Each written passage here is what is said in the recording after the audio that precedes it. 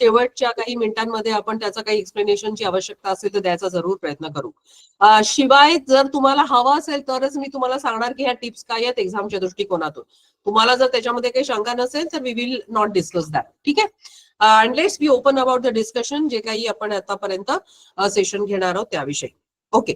जसं आता आपण बघत आहोत स्लाइड नंबर 1 वरती आहोत आपण, ज्याला कम्युनिकेशन म्हणजे आपण मराठीमध्ये संवाद असं म्हणू. सो हे जे मी म्हणतेय त्याप्रमाणे 10 टॉपिक्स आपल्याला आता बघायला मिळतात.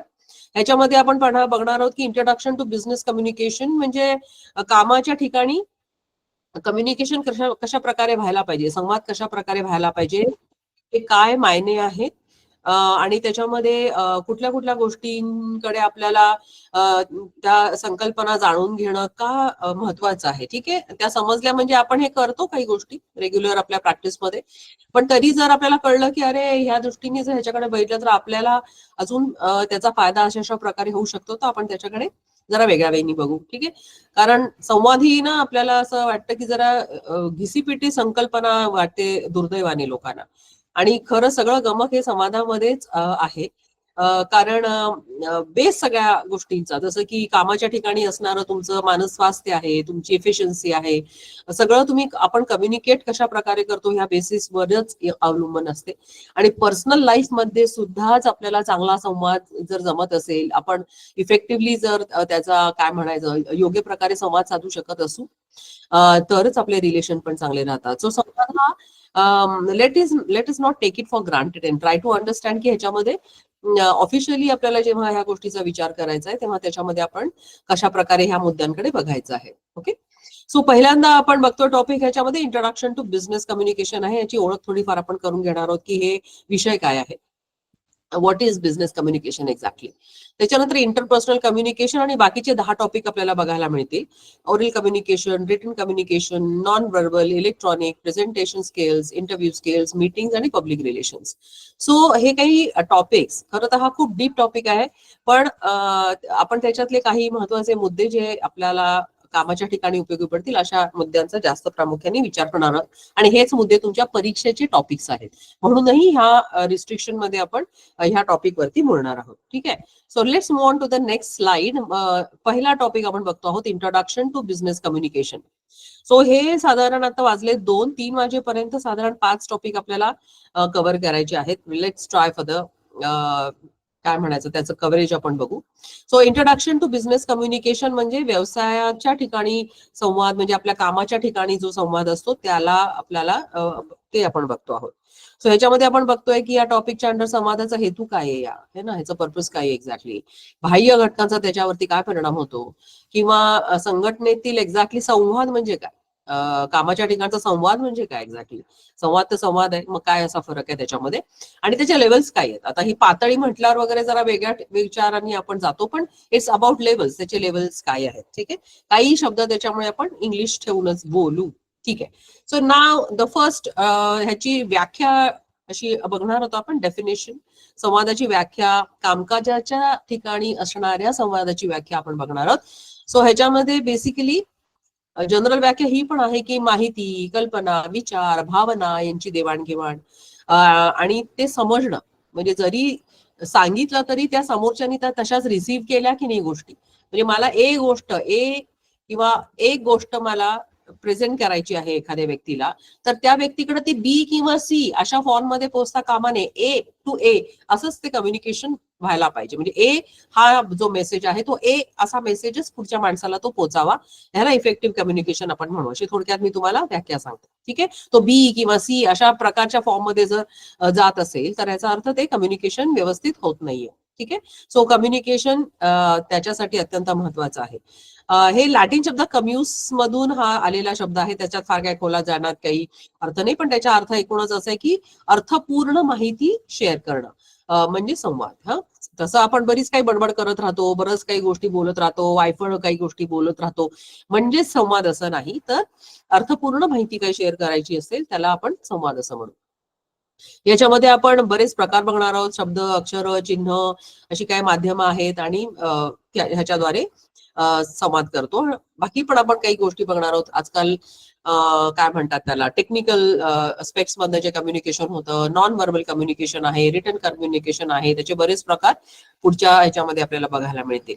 याची व्याख्या दिलेली आहे न्यूमन आणि समर म्हणून आहेत त्यांनी, की संवाद म्हणजे दोन किंवा अधिक व्यक्तींमध्ये तथ्ये, कल्पना, मत आणि भावना यांची देवाणघेवाण करण्याची प्रक्रिया आहे.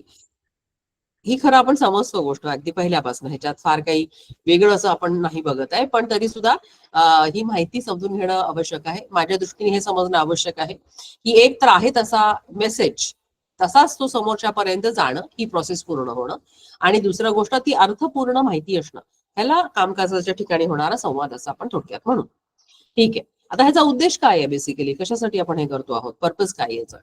तर ह्याची जी विचार प्रसारित करण्याची जी प्रतीक आयडिया, जे आपल्या आयडियाज असतात, ज्या आपल्या धारणा असतात, त्या आपल्याला पोचवायच्या आहेत. ठीक आहे, त्या नीटपणे पोचाव्यात, हा एक हेतू आहे. जी माहिती आहे आणि जे काही नॉलेज आहे, जे ज्ञान आहे, त्याचा व्यवस्थितप्रमाणे प्रचार व्हावा, पोचावी ती माहिती थोडी. अर्थपूर्ण माहितीची देवाणघेवाण व्हावी, हे पण मगाशी बघितलं आपण, आणि नंतर विचार, भावना आणि दृष्टिकोनांची आदान प्रदान व्हावी, ज्याच्यामुळे प्रतिसाद, योग्य प्रकारचा प्रतिसादही आपल्याला निर्माण करता व्हावा. ठीक आहे, सो ही पर्पज आहे कम्युनिकेशनचा. आता संवादावर काही घटक परिणाम जरूर करतात. संवाद आपण जरी बघत असलो तरी ह्याच्यावर परिणाम करणारे काही बाह्य घटक आहेत, जसं की परसेप्शन. एखाद्याबद्दलचं आपलं मत काय आहे, समोरची व्यक्ती किंवा समोरची व्यक्ती आपल्याला काय सांगते, ती व्यक्ती कोण आहे, त्या व्यक्तीबद्दलचं माझं काय मत आहे, त्याच्यावर सुद्धा मी खूप वेळा ती माहिती कशी सांगायची किंवा कशी त्यांनी सांगितलेली माहिती रिसीव्ह करायची, हे मी बघत असतो. राईट. सो ह्या गोष्टीचा परिणाम होतो आपल्या संवादावरती. ठीक आहे, कशा प्रकारे ग्रहण करतात ह्या संवादावरती, परसेप्शन वरती हे अवलंबून राहतं. सो ह्याच्यामध्ये असं पण होतं की पूर्वग्रह असतात लोकांबद्दल आपले काही, किंवा त्यांची काही कल्चरल बॅकग्राऊंड असते वेगळ्या प्रकारची, त्याच्यामुळं आपलं होणारं जे काही परसेप्शन आहे, जे आपलं मत तयार होतं एखाद्या व्यक्तीबद्दलचं, ते अशा प्रकारचे घटक संवादावरती परिणाम करतात. ह्याचा अनुभव आपण खूप वेळा बघतो. बरोबर. एखाद्या वेगळ्या भाषेत बोलणारा माणूस आहे, किंवा एखाद्या माणसाबद्दल आपलं काहीतरी विचित्रच मत बनलेलं आहे किंवा चांगलं बनलेलं आहे, तर ह्या गोष्टी संवादावरती परिणाम करतात. सो वृत्ती, व्हॅल्यूज आणि बिलीफ्स, ज्याला आपण म्हणतो ऍटिट्यूड्स, मूल्य आणि श्रद्धा, ह्या आपल्या काय आहेत त्याचा पण आपल्या संवादावरती परिणाम होतो. ठीक आहे, सो ऍटिट्यूड प्रमाणे आपण एखाद्या गोष्टीकडे निगेटिव्हली की पॉझिटिव्हली बघायचं हे ठरवतो, आपल्या ऍटिट्यूडवर आहे. किती गोष्ट चांगली असली तरी त्याच्याकडे एखाद्या लोक निगेटिव्हलीच बोलायचं असेल तर संवाद पण तशा प्रकारचाच उत्पन्न होऊ शकतो. मूल्य काय आहेत, तर कोणावरती विश्वास असतो, कोणी म्हणजे कोण व्यक्ती आपल्याशी बोलते अगेन त्याच्यावर आपण खूपदा हे ठरवतो, किंवा त्याच्यातली ट्रान्सपरन्सी किती आहे, ती व्यक्ती ट्रस्ट आपला किती आहे, आणि त्याच्यातलं प्रोफेशनलिझम किती पाळतो आहे एखादी व्यक्ती, त्याची मूल्य काय आहेत. बरोबर, ह्या गोष्टी या मूल्यांमध्ये येतात गोष्टी, आणि त्याचा आपल्या संवादावरती परिणाम होतो. आणि आपले बिलीफ्स काय आहेत, श्रद्धा म्हणण्यापेक्षा बिलीफ्स हा वेगळा विषय आहे. बिलीफ्स आणि श्रद्धा, पण आता मराठीमध्ये हाच एक योग्य शब्द वापरला, पण बिलीफ्स इज की एखाद्याचं आर्थिक स्थैर्य, किंवा सतत शिकण्याचा दृष्टिकोन वगैरे, असे त्याचे बिलीफ्स आहेत की मला कायम शिकत राहायला पाहिजे, मला कम्युनिकेशन मधल्या नवीन नवीन गोष्टी आल्या पाहिजेत, माझं एक फायनान्शियल स्टेबिलिटी करता मी जे काय करतो आहे, असे जे काही आपल्या धारणा असतात, त्या गोष्टी आपल्याला त्यांचाही आपला संवादावरती आपल्या परिणाम होतो. त्या प्रकारचा आपण संवाद करण्यामध्ये जास्ती प्रवृत्त होतो. ही दुसरी गोष्ट झाली. तिसरी गोष्ट आहे ज्ञानातील फरक, difference in the knowledge, obviously, ज्याच्यामध्ये तांत्रिक किंवा आर्थिक माहिती असते.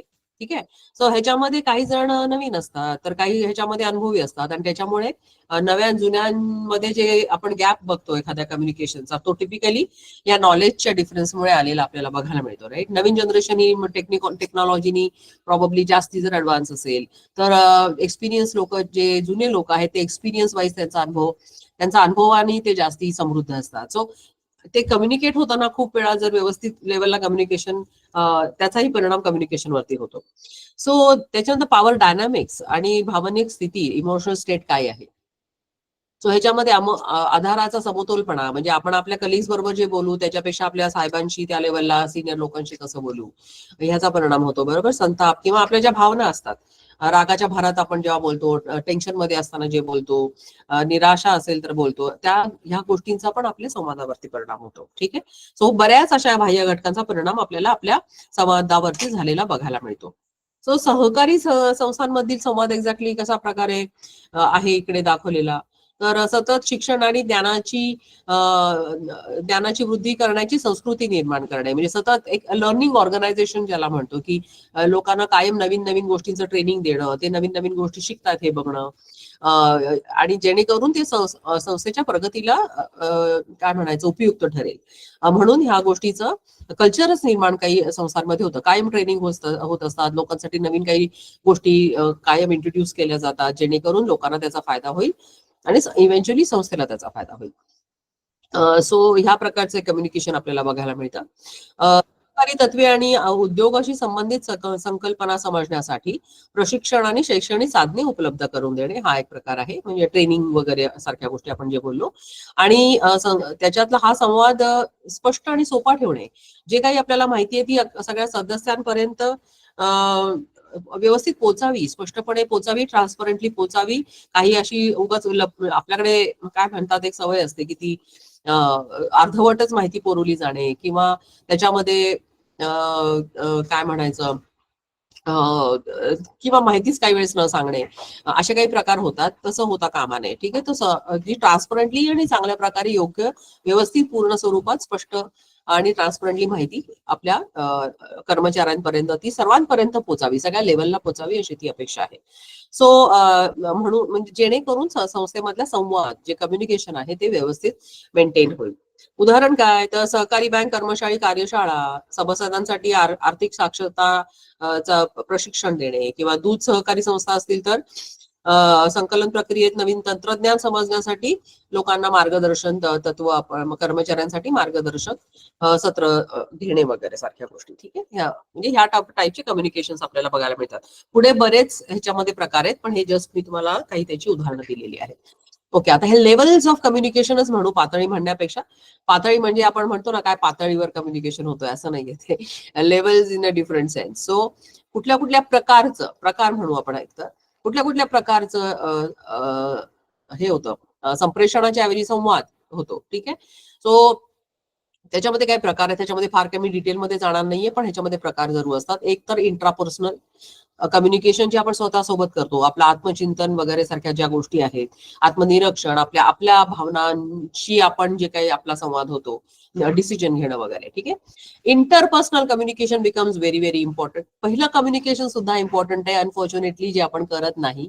आत्मचिंतन करणं, आपला अवेअरनेस वाढवणं, आपल्याला आपल्याबद्दलच माहिती असेल, आपल्या भावनांबद्दल आणि आपल्या काही गोष्टी आपल्याबद्दल ज्या भावनिक स्तरावर घडतात त्याच्याबद्दल, तर बरेचसे पुढचे चॅलेंजेस आपल्याला ओव्हरकम करणं ते सोपं जातं.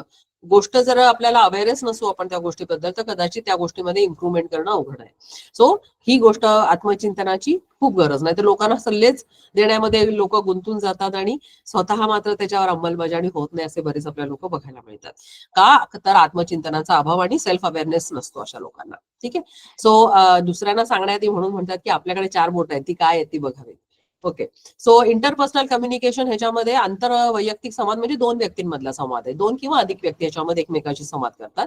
त्याच्यामध्ये मग माहितीची देवाणघेवाण होणं, आपल्या संस्थेमधल्या गोष्टीमध्ये चर्चा होणं, किंवा जे कॉन्फ्लिक्ट होतात, संघर्ष होतात ज्या प्रकारचे काही व्यक्तींमध्ये, ते सोडवणं वगैरे, ह्यासारख्या काही गोष्टी इंटरपर्सनल कम्युनिकेशन मध्ये सामील होतात. 2 किंवा अधिक व्यक्तींमध्ये होणारा संवाद आहे हा, विच इज व्हेरी इम्पॉर्टंट. ठीक आहे. ह्या बेसिसवरती तुमच्या संस्थेमध्ये किंवा आपल्या कामाच्या ठिकाणी किती हेल्दी रिलेशन तुमचं आहे कोणाशी, हे ह्या गोष्टीवरती अवलंबून राहतं.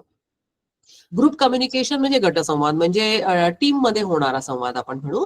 तर ह्याच्यामध्ये संघटनात्मक बैठका ज्या होतात, चर्चासत्र होतात, ब्रेन स्टॉर्मिंग सारखे विषय होतात, लोक एकत्र बसून त्याच्यामध्ये काहीतरी एखादं एकत्रित सोल्युशन काढणं आणि एकत्रितपणे काही निर्णय घेणं वगैरे ह्यासारखे प्रकार ह्याच्यामध्ये येतात. पब्लिक कम्युनिकेशन एक सार्वजनिक संवाद, ह्याच्यामध्ये भागधारकांशी संबंधात त्यांच्याशी बोलणं, प्रेस रिलीज वगैरे सारख्या गोष्टी आहेत, मीडियाच्या मुलाखती सारख्या गोष्टी आहेत. आणि मास कम्युनिकेशन ह्याच्यामध्ये जनसंवाद म्हणजे विविध माध्यमांद्वारे प्रेक्षकांपर्यंत पोहोचण्याचा प्रयत्न करत, जसं सोशल मीडिया आहे ना आजकाल. आपल्या हँडल्स असतात खूप लोकांची इंस्टाग्रामवर, फेसबुकवरती अकाउंट्स असतात, वृत्तपत्र किंवा जाहिरातीच्या आपण ज्या काही जाहिराती देतो पेपरमधनं, हे सगळं मास कम्युनिकेशन मध्ये येतं. इंटरपर्सनल कम्युनिकेशन आणि ग्रुप कम्युनिकेशन मध्ये फरक आहे की interpersonal communication it can happen between 2 and more people. Group हा नेहमी 3 पेक्षा अधिक 2 पेक्षा अधिक लोकांचा, जास्त लोकांचा हा ग्रुप असू शकतो. ठीक आहे, लेट्स मूव्ह अहेड.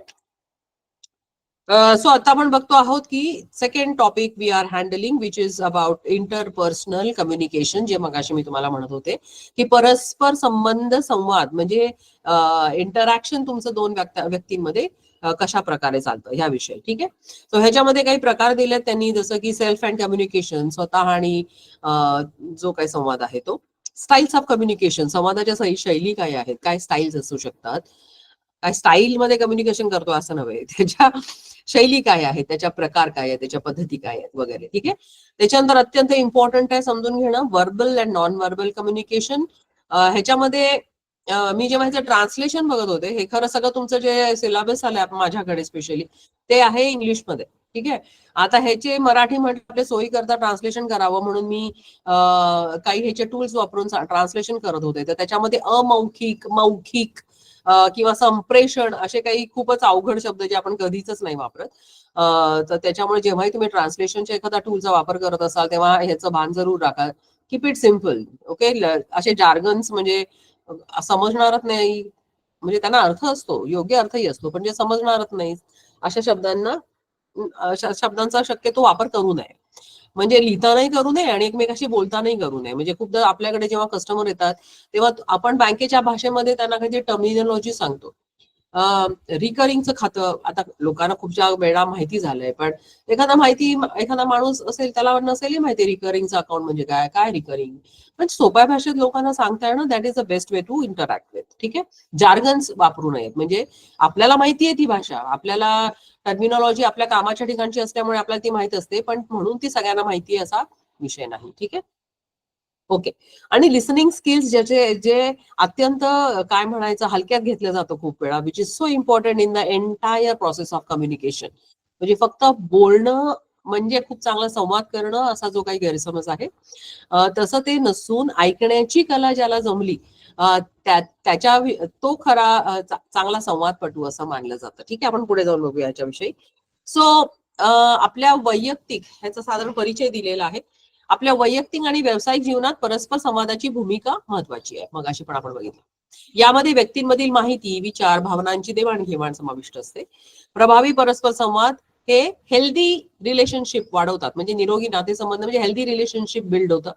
एकमेकाबद्दलचं अंडरस्टँडिंग चांगलं राहतं आणि त्याच्यामुळे आपण एकमेकाला सहकार्य करतो. ठीक आहे, आणि त्याला प्रोत्साहन मिळतं. सो ह्या गोष्टी इम्पॉर्टंट आहेत, कारण हे सगळं झालं तर कामाच्या ठिकाणी आपण काम चांगलं करू शकतो. जर कॉन्फ्लिक्ट असतील आणि जर ते अनहेल्दी रिलेशन्स असतील आणि हेवे दावे असतील, या सगळ्या गोष्टी जर वाढीस लागल्या तर कामाच्या ठिकाणी ते अवघड आहे. So this is very important to understand की इंटरपर्सनल रिलेशनशिप म्हणजे काय किंवा कम्युनिकेशन म्हणजे काय. नाव फर्स्ट कॉन्सेप्ट आपण बघत आहोत सेल्फ अँड कम्युनिकेशन. याच्यामध्ये स्व ही संकल्पना म्हणजे आपल्याला माहितीये की आपली स्वतःची ओळख काय आहे, आपलं व्यक्तिमत्व काय, आपली पर्सनॅलिटी काय आहे, माझं अस्तित्व ह्याच्याबद्दलची माझी भावना काय आहे, मी कोण आहे, माझी ओळख काय आहे, माझा अवेअरनेस काय आहे वगैरे सारख्या सगळ्या गोष्टी स्व मध्ये येतात. ठीक आहे, आणि संवाद म्हणजे आपल्याला बघितलं मगाशी आपण की माहिती, कल्पना, विचार आणि व्यक्ती किंवा गटांमधील जो काही भावना असतील त्यांच्या एकमेकाबद्दल त्यांची देवाणघेवाण ह्याला आपण संवाद म्हणतो. ठीक आहे, सो संवाद व्यक्तिमत्व घडवतं आणि सामाजिक परस्पर संवाद सुधारतं. म्हणजे आपल्याला वाटत असेल पण आपण ज्या प्रकारची भाषा वापरतो, ज्या प्रकारे लोकांशी संवाद करतो, आपला व्यक्तिमत्वाचा तो भाग आहे. हडहुड करूनच बोलत असू किंवा रागारागातच प्रत्येक वेळेचं कम्युनिकेट करत असू, तर त्या समोरच्या व्यक्तीतल्या दोषापेक्षा दोष म्हणण्यापेक्षा तिथं काही प्रॉब्लेम आहे असं नसून ते इथे प्रॉब्लेम असतो, कारण I am not able to control my emotions आणि माझ्या व्यक्तिमत्वाचा भाग म्हणून मी त्या प्रकारचा कम्युनिकेशन दुसऱ्यांशी मी करतो. किंवा आपला नॉर्मली गैरसमज असा असतो की समोरची व्यक्ती अशी आहे म्हणून हा संवाद असा आहे, तर खूप वेळा ते तसं नसतं. मी कशा प्रकारे एखाद्याशी संवाद करू शकणार आहे तोच महत्वाचा खूप वेळा भाग असतो, म्हणजे मोस्टली. ठीक आहे. सो याच्यातले महत्वाचे मुद्दे काय आहेत? तर सेल्फ एक्सप्रेशन काय आहे, ह्याचं सोशल व्हॅलिडेशन काय आहे, परसेप्शन माझं स्वतःबद्दलचं सुद्धा आपलं एक मत असतं. माझं स्वतःबद्दलचं म्हणजे मी एक स्वतःला एक व्यक्ती म्हणून काय मानतो, ठीक आहे, माझं स्वतःबद्दलचं काय परसेप्शन आहे, की मी खूप एक दुःखी व्यक्ती आहे, की मी एक कॉन्फिडंट कार्यक्षम व्यक्ती आहे, की मी एक कायम खूप ओझ्याखाली दबलेला आणि खूपच देवानी अन्याय केलेली व्यक्ती आहे. What I am thinking about my self, what is my personality. ठीक आहे. सो ह्या गोष्टीचा ह्या गोष्टी ह्याच्यामध्ये इन्क्लूड होतात. आयडेंटिटी फॉर्मेशन आणि कॉन्फ्लिक्ट रेझोल्युशन. सो संवादाद्वारे व्यक्तिमत्व आणि विचार मांडण्याची जी संधी आहे, त्या प्रकारे आपण संवाद करतो. मी मगाशी सांगितलं सकारात्मक अभिप्राय वाढवतो. इतरांच्या प्रतिक्रियांवरून स्वतःचा जो समज तयार होतो ना, त्याला परसेप्शन ऑफ सेल्फ असंही म्हटलं जातं. आणि समाजाशी समाजातून स्वतःची भूमिका समजते, की लोक आपल्याशी कशा प्रकारे संवाद साधतात किंवा आपण समाजाशी कसा संवाद साधतो त्याप्रमाणे भूमिका ठरते. आणि प्रभावी संवादाने मतभेद सोडून नाती मजबूत होतात. हे मगाशी पण आपण बघितलं, कॉन्फ्लिक्ट राहत नाहीत. जर मला ते हँडल करण्याचं समाधानी जर कौशल्य माझ्याकडे असेल तर कॉन्फ्लिक्ट रेझोल्युशन मध्ये असे लोक खूप चांगले राहतात. ठीक आहे. आता ह्याचं उदाहरण दिलेलं आहे. सहकारी संस्थेतील कर्मचारी संवादाद्वारे त्यांची जबाबदारी किंवा ओळख प्रस्थापित करतात. ही पहिली गोष्ट. सेकंड, व्यवस्थापन आणि कर्मचारी यांच्यात स्पष्ट संवाद कामगिरी सुधारतो आणि विश्वास वाढवतो. जर कशा म्हणजे you build trust between the relations. मग ते मॅनेजमेंटशी असू देत, मग ते कस्टमरशी असू देत, तुमच्या सहकाऱ्यांशी असू देत, ज्या प्रकारचा संवाद आपण एखाद्या आपल्या स्वतःशी संवाद काय हा पण महत्वाचा, आणि दुसऱ्याशी त्याचं रिफ्लेक्शन काय पडतं आहे त्याप्रमाणे आपले संबंध प्रस्थापित होतात. ओके. आता ह्याच्यामध्ये मागाशी बघितले स्टाईल्स ऑफ कम्युनिकेशन काय आहे. तर ह्याच्यामध्ये काही ऑफिशियल म्हणजे आता मराठी मी शब्द टाकले त्याच्यामध्ये औपचारिक आहेत, अनौपचारिक आहेत, ठाम, निष्क्रिय, आक्रमक, मन वळवणारी आणि सहानुभूतीपूर्वक. आता ह्याचे खूप डिटेल्स मी तुम्हाला नाही सांगणार आहे आज, because of the time constraint we have in hand. पण जे काही कॉन्टेंट आपल्याला दिलेलं आहे, जे नोट्स मी तुमच्यासोबत मराठीचं एक शेअर करणार आहे, त्याच्यामध्ये कदाचित ह्या सगळ्या थोड्याशा डिटेलमध्ये तुम्ही वाचू शकता. पण वी ऑल नो की औपचारिक एक भाषा असते, उदाहरणार्थ कामाच्या ठिकाणी वापरण्याची जाणारी जी भाषा आहे आणि जी खूपच औपचारिक प्रमाणे आपण कम्युनिकेट करतो. अनौपचारिक भाषा ही कामाच्या ठिकाणी पण वापरली जाते. म्हणजे आपण सहकार्यांशी बोलताना अगदीच खूप औपचारिक भाषेमध्ये बोलत नाही, अनौपचारिक भाषेमध्ये पण बोलतो. पण तरी सुद्धा ती भाषा जेव्हा कामाच्या ठिकाणी अनौपचारिक भाषा बोलली जाते तेव्हा ती खूपच ओव्हर काय म्हणायचं त्याला, ओव्हर अनौपचारिक पण असू नये. हा पण एक अनसेड नियम आहे त्यातला. ठीक आहे. हे लिमिट जर आपल्याला भान राहिलं नाही तर संबंध बिघडू शकतात. स्पेशली आपले जे सहकारी आहेत, जसं की महिला सहकारी आहेत, त्यांच्याशी जर अशा प्रकारे किंवा इव्हन महिलांचं इतर सहकाऱ्यांबद्दल किंवा कस्टमरशी ओव्हर फ्रेंडली वागणं वगैरे हा जो प्रकार होतो तो टाळला गेला पाहिजे वगैरे, अशा गोष्टी त्याचे लिमिटेशन्स येतात. सो हा कॉन्सेप्ट आहे तो नोट्सद्वारे आपण समजावा असं मी म्हणेन. ठीक आहे. नाव शाब्दिक संवाद आणि अशाब्दिक संवाद मगाशी आपण बघितलं, verbal and non verbal communication, very important concept to understand, जी आपल्याला ऍक्च्युअली माहिती असते. सो मौखिक म्हणण्यापेक्षा शाब्दिक म्हणेन मी ह्याच्यामध्ये. शाब्दिक संवादामध्ये आपल्याला माहितीये, मौखिक संवादामध्ये नॉर्मली आपण जे वर्बल जे बोलतो आहे शब्दांच्या द्वारे किंवा लिहितो आहे शब्द वापरून, त्याला आपण शाब्दिक म्हणू. ठीक आहे. आणि अशाब्दिक संवाद म्हणजे काय, तर आपण सांकेतिक भाषा वापरतो, आपली बॉडी लँग्वेज आहे, आपले चेहऱ्याचे एक्सप्रेशन, आपण ते अजून डिटेलमध्ये बघणार आहोत. ह्याला ज्याच्यामध्ये शब्द वापरत आहेत पण स्टील एक मेसेज आपण कम्युनिकेट करतो. ठीक आहे. त्याला आपण म्हणू अशाब्दिक संवाद. सो ह्या दोन गोष्टी आहेत त्याच्यामध्ये, ह्याचे प्रकार दिलेत. म्हणजे आपण आय कॉन्टॅक्ट आहे, आपला आवाजाची टोनॅलिटी कशी आहे वगैरे सारख्या गोष्टीचा ह्याच्यामध्ये अशाब्दिक संवादामध्ये समावेश आहे. ओके. मगाशी आपण बोलत होतो की लिसनिंग स्किल्स हा यातला एक महत्वाचा पॉईंट होता, की ऐकण्याचं कौशल्य म्हणजे काय. आता ह्याच्यामध्ये गंमत अशी आहे की शाळेमध्ये आपल्याला लिहायला शिकवतात, आपल्याला वाचायला शिकवतात, पण आपल्याला म्हणजे वर्बल शक्यतो गोष्टी ज्या आहेत त्या आपण शिकतो, पण नॉन व्हर्बल गोष्टी शिकत नाही आपण. आणि ह्याच्यामध्ये ऐकण्याचं कौशल्य ही पण गोष्ट येते. किंवा आपले एक्सप्रेशन्स कसे असले पाहिजेत, आपण उभं कसं राहायला पाहिजे, आपली बॉडी लँग्वेज कशी असली पाहिजे, आपल्या आवाजाचा टोन आपण कसा वापरला पाहिजे. अनफॉर्च्युनेटली ह्याचं ट्रेनिंग आपल्याकडे झालेलं नाही शाळेमध्ये. का कोण जाणे हा विषय चांगल्या प्रकारे हाताळला नाही गेलेला कधीच आपल्याकडे तरी. खूप गरज आहे. त्याच्यामुळे आपल्याला कळतच नाही खूप वेळा की हे इफेक्टिव्हली कम्युनिकेट करण्यासाठी या गोष्टी आपण कशा वापरायच्या, हाताचं एक्सप्रेशन कसं वापरायचं आहे, आपण कसं उभं राहायचं आहे, कसं बसायचं आहे वगैरे सारख्या गोष्टी. हे जसं महत्वाचं तसंच ऐकण्याचं कौशल्य जे आहे ते पण आपल्याकडे काय म्हणतात शिकवलं नाही जात.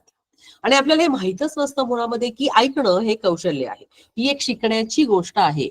म्हणजे बोलणं, भाषण देणं स्टेजवर वगैरे जाऊन करणारी निदान प्रॅक्टिस होते शाळेत मुलांची. पण ऐकावं कसं ह्याची प्रॅक्टिस घेतली याचं मला तरी आठवत नाही. ठीक आहे. सो चांगलं ऐकण्याचं कौशल्य म्हणजे केवळ बोलले जाणारे शब्द ऐकणं एवढंच नाहीये, त्याच्या पलीकडे म्हणजे लक्षपूर्व फुल कॉन्सन्ट्रेशन एखाद्याचं ऐकणं. म्हणजे जर मी तुमच्याशी बोलत असेल तर तुमचं पूर्ण लक्ष माझ्याकडे असणं, माझा मेसेज तुम्हाला पूर्ण करणं आणि ही प्रोसेस पूर्ण होणं. ठीक आहे. ह्याला ऐकण्या आणि ह्याची हे स्किल आहे असं मानतात. सो ह्यात सक्रिय सहभाग असतो त्याच्यामध्ये. म्हणजे फॉर एक्झाम्पल तुमच्याकडे कोणतरी कस्टमर आलाय आपल्याकडे आणि आपण मात्र फॉर एक्झाम्पल काय म्हणायचं आपल्याशी ती व्यक्ती बोलते आहे आणि आपलं लक्षच नाहीये त्या व्यक्तीकडे. म्हणजे आपल्याला त्या व्यक्तीला आपण असं दाखवते बहुतेक की ऐकतोय मी तुमच्याशी, तुम्ही बोला पण माझं सगळं कम्प्युटरवर काम चालू आहे किंवा मला फोन आलेला आहे किंवा मी काहीतरी फोनमध्ये मेसेज चेक करतोय. So those distractions happen and मग ते लिसनिंग नाही होत, हिअरिंग होतं. ते हिअरिंग आणि लिसनिंग मध्ये फरक आहे. सो लिसनिंग म्हणजे कम्प्लिटली आपलं कॉन्सन्ट्रेशन असणं, त्या व्यक्तीच्या कम्प्लीट भावनांशी आपल्याला जोडता येणं, त्याचे विचार पूर्ण लक्षपूर्वक आपण ऐकणं. आय होप की तुम्ही आता ते करतात. ओके. किंवा हेतू समजणं, त्याच्या भावना समजून घेणं, म्हणजे इतका आपला फोकस त्या व्यक्तीकडे असला पाहिजे. आयुष्यामध्ये जर रिलेशन कामाच्या ठिकाणीच नाही तर इव्हन पर्सनल लाईफ मध्ये रिलेशन जर खराब असतील ना, तर ह्या गोष्टीचा मी नेहमी लोकांना सांगते की विचार करा की are you listening to the person. म्हणजे खूप वेळा बायका नवऱ्यांकडे तक्रार करतात. म्हणजे एक कॉमन उदाहरण आहे म्हणून मी सांगते, not a gender bias thing. पण खूपदा असं म्हणतात की तुम्ही ऐकतच नाहीये माझं, आणि मग तिथून त्या भांडणांना सुरुवात होते. म्हणजे प्रेमाची भांडणं असतील ती वेगळी, पण खूप वेळा जेन्युन तक्रारी असतात ह्या, आणि खूप वेळा रिलेशन खराब करायला ह्या गोष्टी कारणीभूत ठरतात. ठीक आहे. सो इट्स व्हेरी इम्पॉर्टंट की आपण ह्याच्यामध्ये व्यवस्थित आपलं काय म्हणायचं सक्रिय ऐकणं, आपलं ऐकण्यामध्ये सक्रिय सहभाग असणं इम्पॉर्टंट आहे. त्याच्यामुळं काय होतं म्हणजे एखाद्या व्यक्ती आपल्याशी बोलते आणि आपण त्या व्यक्तीकडे बघून ऐकतोय, बाबा त्याचं पूर्ण आपलं लक्ष याच्यात तुम्ही बोलत आहात, म्हणजे त्या व्यक्तीलाही वाटणं की ती व्यक्ती माझ्याशी बघून ऐकते आहे. ठीक आहे. बघून बोलणं आणि बघून ऐकणं हे दोन्ही इम्पॉर्टंट गोष्टी आहेत. त्याच्यातून काय आपण दाखवतो त्या व्यक्तीला, तर आय रिस्पेक्टिव्ह, तुम्ही जे मला सांगताय रिस्पेक्टिव्ह, मला आदर आहे तुम्ही जे सांगताय, आय टोटली अंडरस्टँड, मला रिस्पेक्ट आहे तुम्ही जे सांगताय त्याच्याबद्दल. म्हणजे रिस्पेक्ट इन सेन्स त्या व्यक्तीला पण आपण एक इन अ वे रिस्पेक्ट दाखवत असतो. फक्त त्याच्याकडे जो सांगतोय ते ऐकताना बघणं, ह्या एवढ्या निव्वळ एका छोट्या गोष्टीमुळे. इमॅजिन करा आपल्याशी कोणतरी तुम्ही कोणाशी तरी बोलताय आणि ती व्यक्ती भलतीकडेच कुठतरी बघते, तुमच्याकडे लक्षच नाहीये, कसं वाटेल आपल्याला? You feel disrespected, right? It's the same thing. So असं, सो त्याच्यामुळं it's about showing the respect to a person. ठीक आहे. आणि त्यांचा दृष्टिकोन आपण समजून घेतोय आहे, हे फिलिंग ते आपण माणसाला देतो, हे जेन्युनली करणं. उगाच नुसतं बघणं म्हणजे रिस्पेक्ट देणं नव्हे. ठीक आहे. पण जेन्युनली ती प्रोसेस आपण कम्युनिकेशनची ऐकतोय, त्याचे विचार समजतायत वगैरे सारख्या गोष्टी. सो ह्याचा सराव करतात ऍक्च्युली. म्हणजे खूपदा आपल्याला सवय असते की कोणीतरी बोलते तर मला पुढे काय बोलायचं ह्याची घाई असते आपल्याला खूप वेळा, आणि मग त्या माणसाच्या बोलण्याकडे खूपदा लक्ष नसतं आपलं. सो किंवा मध्ये मध्ये इंटरप्ट करणं, किंवा एखाद्या बोलणं पूर्ण झालं नाही तर वेगळ्याच विषयावर बोलणं, किंवा माझाच मुद्दा मध्ये रेटून काहीतरी बोलणं वगैरे सारख्या गोष्टी are not a good communication skills. ठीक आहे. सो ह्याच्यामध्ये प्रभावी ऐकायचं कसं ह्याचा सराव देखील करायला पाहिजे. So you need to be patient. भान असलं पाहिजे की आपण हे कसं करतो आहे, आणि आपलं ओपन माइंड पाहिजे. समोरची व्यक्ती सांगताना हे परसेप्शन तयार करतो ना, जज करतो एखाद्याला, हे असंच होत असेल, हे असंच बोलतोय, तो तसंच बोलतोय, त्याच्यापेक्षा निदान ओपन माइंडेडली ते ऐकणं. Those are the things. ठीक आहे. आता ह्याच्यामध्ये काही विचलित करणारे घटकही असतात, की ऐकण्याच्या प्रोसेसमध्ये विचलित करणारे काही घटक आहेत, ज्याच्यामुळे कदाचित आपल्याला तसं जर झालं तर आपल्याला योग्य कम्युनिकेशन झाले असं होत नाही, आणि मग आपल्या काय म्हणायचं डिसिजन त्याच्या बेसिसवर काय घ्यायचं असेल तर आपण तो नीट घेऊ शकत नाही.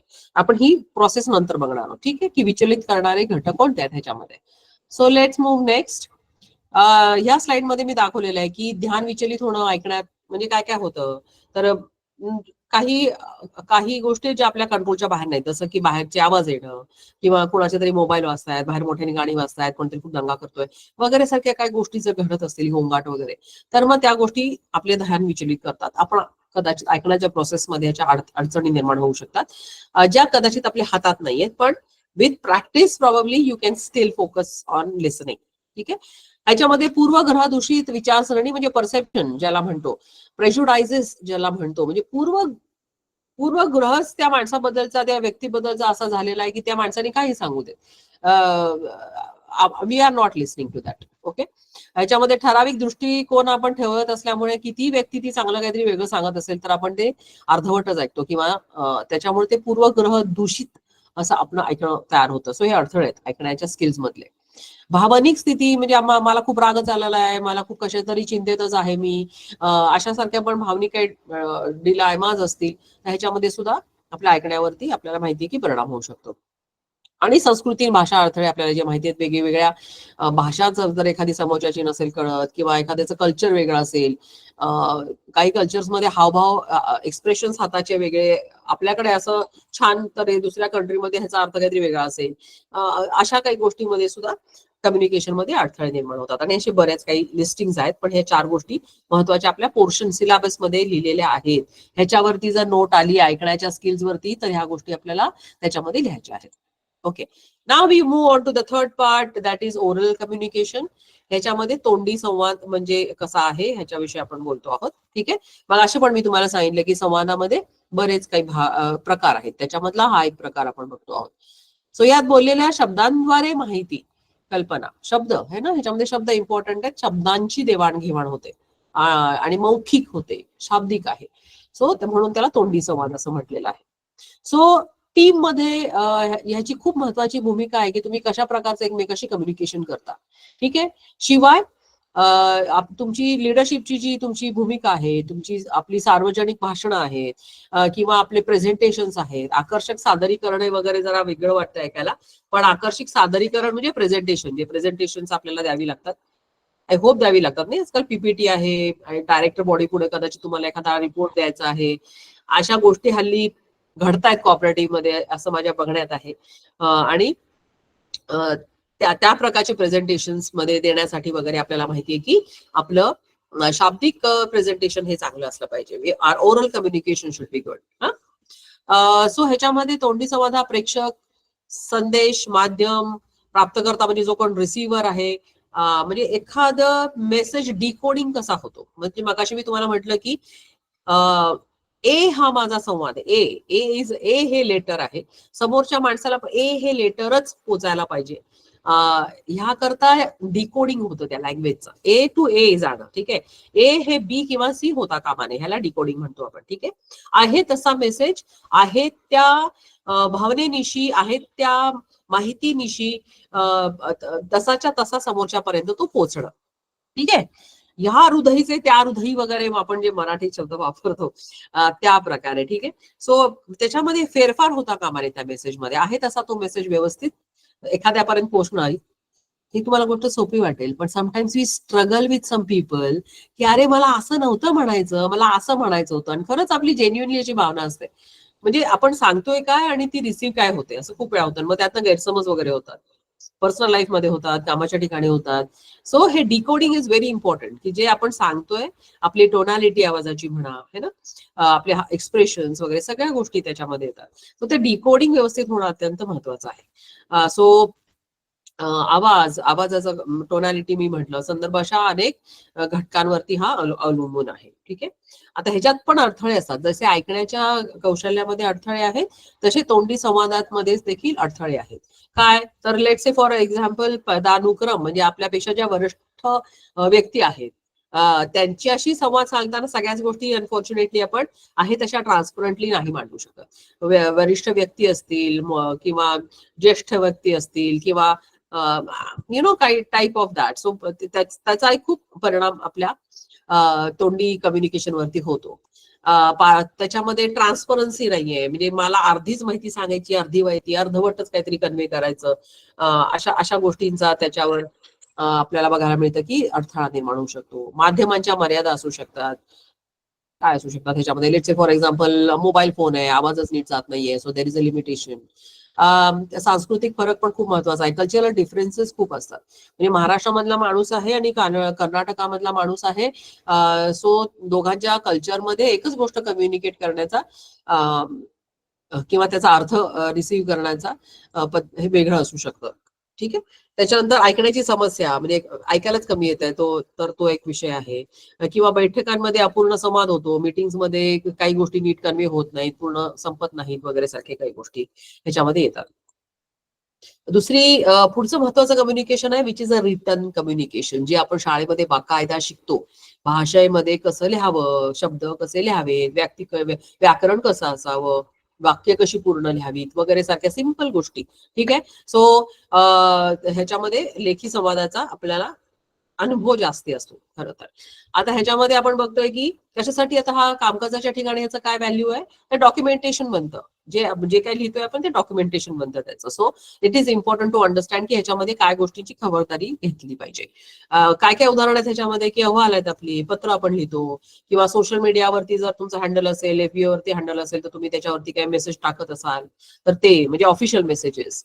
त्याच्यानंतर ईमेल्स वगैरे आहेत, ईमेल जेव्हा एक्सचेंज होतात, खूपदा ईमेल कसे लिहावेत हे लोकांना समजत नाही, त्याच्यामधली भाषा लोकांना समजत नाही, त्याच्यामधल्या काही सिंपल एटिकेट्स खूपदा लक्षात येत नाहीत, कारण आपण ते शिकलेला नसतो. नुसतं वाक्य लिहून एखाद्या गोष्ट पुढे जाणं म्हणजे संवाद होत नाही. उदाहरणार्थ ईमेलमध्ये, आता आय डोंट नो तुमच्यापैकी किती लोकांना माहिती आहे, हा लेखी संवाद हे जे हेडिंग लिहिलंय ना मी, ते बोल्ड मध्ये लिहिलंय मी, बोल्ड. ठीक आहे. का लिहिलंय, तर ते ठळक उठून दिसावं. म्हणजे I am saying something in a म्हणजे काय लाऊड नॉईज, राईट. लेखी संवाद.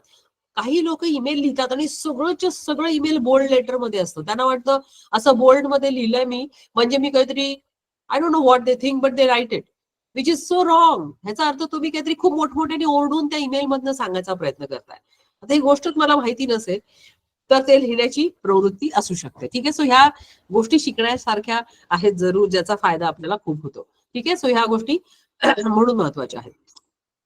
सो ऑब्विसली लेखी संदेश हे माहिती प्रेरक, सूचनात्मक, सहयोगात्मक आणि भावनिकही असू शकतात. सो संदेश स्पष्टता, संक्षिप्तता, म्हणजे कन्साईज लिहिणं, टू द पॉइंट लिहिणं, वाचनीयतेसाठी व्यवस्थित केले पाहिजेत. तो शब्द काय लिहिलाय, कशा भाषेत लिहिलाय, ते समजते का दुसऱ्याला, हे पण बघायला पाहिजे. राईट. तो त्याची शीर्षके, उपशीर्षके, बुलेट पॉइंट्स वगैरे सारखा वापर केल्याने, जसं की आता मी इथे पॉइंट्स टाकलेत, हे सगळं खिचडी करून समजा मी एकत्र त्या पीपीटीवर टाकलं असतं, कसं वाटलं असतं वाचायला. त्यातला सुटसुटीतपणा, त्याचं प्रेझेंटेशन हे पण तेवढंच महत्वाचं आहे. अक्षर है ना. म्हणून शाळेमध्ये असं आमच्या बाई सांगायच्या की भलेही ते काही वेळेस म्हणे आम्ही मार्क का देतो, फक्त तेच ते पॉइंट लिहिले असतात, उत्तरही चुकीचं कदाचित असेल, चुकीचं आहे उदाहरण, म्हणजे हे करू नये, पण सुंदर अक्षरात छान व्यवस्थित नेटका पेपर दिलाय तर त्याला एक तरी मार्क द्यावा, असं म्हणे मनात तरी येतं. ठीक आहे. बरोबर. The presentation becomes very important, the way we presented. आणि फक्त लिहिण्याच्या बाबतीत नाही तर ते, आणि सुदैवाने आता ह्या सगळ्या फॅसिलिटीजमुळे आपल्याला त्याच्या कम्प्युटरमध्ये कितीतरी सुंदर सुंदर टूल्स अवेलेबल आहेत, त्याचा जरूर वापर करावा. The presentation should be very very nice. ह्यासाठी, कारण ना that also reflect your personality, की तुम्ही काय व्यक्तिमत्व आहात. त्या एका छोट्या पत्रातून, त्या भाषेतून, ते कसं लिहिलं गेलंय, यातून तुम्ही तुमची पर्सनॅलिटी समोरच्याला दाखवत असता. सो ती कशा प्रकारे प्रेझेंट व्हायला पाहिजे, ह्याचं जर काही काय म्हणायचं थोडं कॉन्शियस असाल तुम्ही, तर जरूर ह्याचा विचार करायला पाहिजे. ठीक आहे. सो ह्याच्यामध्ये सकारात्मक स्वर, स्पष्टता वगैरे वगैरे सारख्या गोष्टी आहेत. ह्याच्यामध्ये दोन गोष्टींचा उल्लेख केलाय बघा मी इथे, म्हणजे हे आपल्या कोर्समध्ये पण आहे, की वाईट संदेश जेव्हा आपल्याला एखाद्याला द्यायचा असतो, let's say for example, so let's say कोणीतरी वारलंय, आणि पहिली तीच गोष्ट डोक्यात आली. सो कोणाला तरी संस्थेमध्ये त्याच्याविषयी काहीतरी आपल्याला मेसेज द्यायचा आहे, तो लिहून द्यायचा आहे, तर त्याच्यामध्ये तशी शब्दरचना असायला पाहिजे, आणि उचित समाधान प्रस्तावित करणं, म्हणजे त्या प्रकारे ते लिहिलं जावं. ऑब्व्हियसली आपण त्या गोष्टी पाळतो, पण त्याच्यामध्ये त्या गोष्टी पाळणं महत्वाचं आहे. आणि जर चांगला संदेश असेल, पॉझिटिव्ह काय द्यायचा असेल, तर मग तो स्वरही तसा सकारात्मक असावा, त्याच्यामध्ये क्लॅरिटी असावी वगैरे, कन्साइज असावा. हे थोड्या डिटेल कॉन्सेप्ट आहेत, ठीक आहे. पण हे तुम्ही नोट्स मध्ये जरूर थोडी डिटेल मध्ये वाचा, कारण आपल्याला अनफॉर्च्युनेटली एवढा वेळ नाहीये, 3च मिनिटं राहिलीत माझ्याकडे, अजून एक टॉपिक कव्हर करायचा आहे. सो प्रेरक संदेश पण आहेत, जे मोटिवेटिंग असतात संदेश, ठीक आहे. ह्याच्यामध्ये काय प्रकार आपल्याला बघायला पाहिजे, तर अशा मोटिवेटिंग जर काही संदेश आपल्याला लिहायचे असेल तर त्याच्यामध्ये उद्दिष्ट स्पष्ट करणं, म्हणजे काय आहे हे लिहिण्यामागं, तुम्ही काय कशासाठी हे मोटिवेशन देऊ इच्छिता, ठीक आहे. त्याच्यासाठी तशी भाषा पाहिजे आपली, काही तर्क सादर करणं वगैरे सारख्या गोष्टी आहेत. सो ह्या गोष्टी म्हणजे ह्याच्यामध्ये फरक आहे. लेखी कम्युनिकेशन मध्ये पण बघतोय आताच आपण की पॉझिटिव्ह कम्युनिकेशन बघितलं आपण, एखादं वाईट संदेश आपण जेव्हा देतोय तेव्हा कसं झालं पाहिजे, एखादं मोटिवेटिंग संदेश देतो तेव्हा ते कसं झालं पाहिजे, ठीक आहे. प्रस्ताव लिहिताना तो कसा असला पाहिजे, किंवा अहवालामध्ये लेखन कसं झालं पाहिजे, हे सगळे वेगवेगळे प्रकार आहेत रिटर्न कम्युनिकेशनचे. आणि ह्याचे डिटेल्स जे आहेत आणखीन ते तुमच्या कोर्सच्या मटेरियल मध्ये आहेत, ते जरूर जाऊन वाचा. Okay, fifth point that we cover which is non verbal communication. त्याला अशाब्दिक, म्हणजे दुसऱ्या एका ट्रान्सलेशन मध्ये बघितलं की अमौखिक, पण अशाब्दिक हा शब्द मला जास्त अप्रोप्रिएट वाटतोय. सो अशाब्दिक म्हणजे ज्याच्यामध्ये शब्दांचा वापर नाही होत पण कम्युनिकेशन होत आहे, ठीक आहे. सो ह्याच्यामध्ये आपण बघतोय की अशाब्दिक संवाद म्हणजे शब्दांशिवाय माहिती, कल्पना वगैरे ज्या आपल्याला एक्सप्रेस करायच्या आहेत.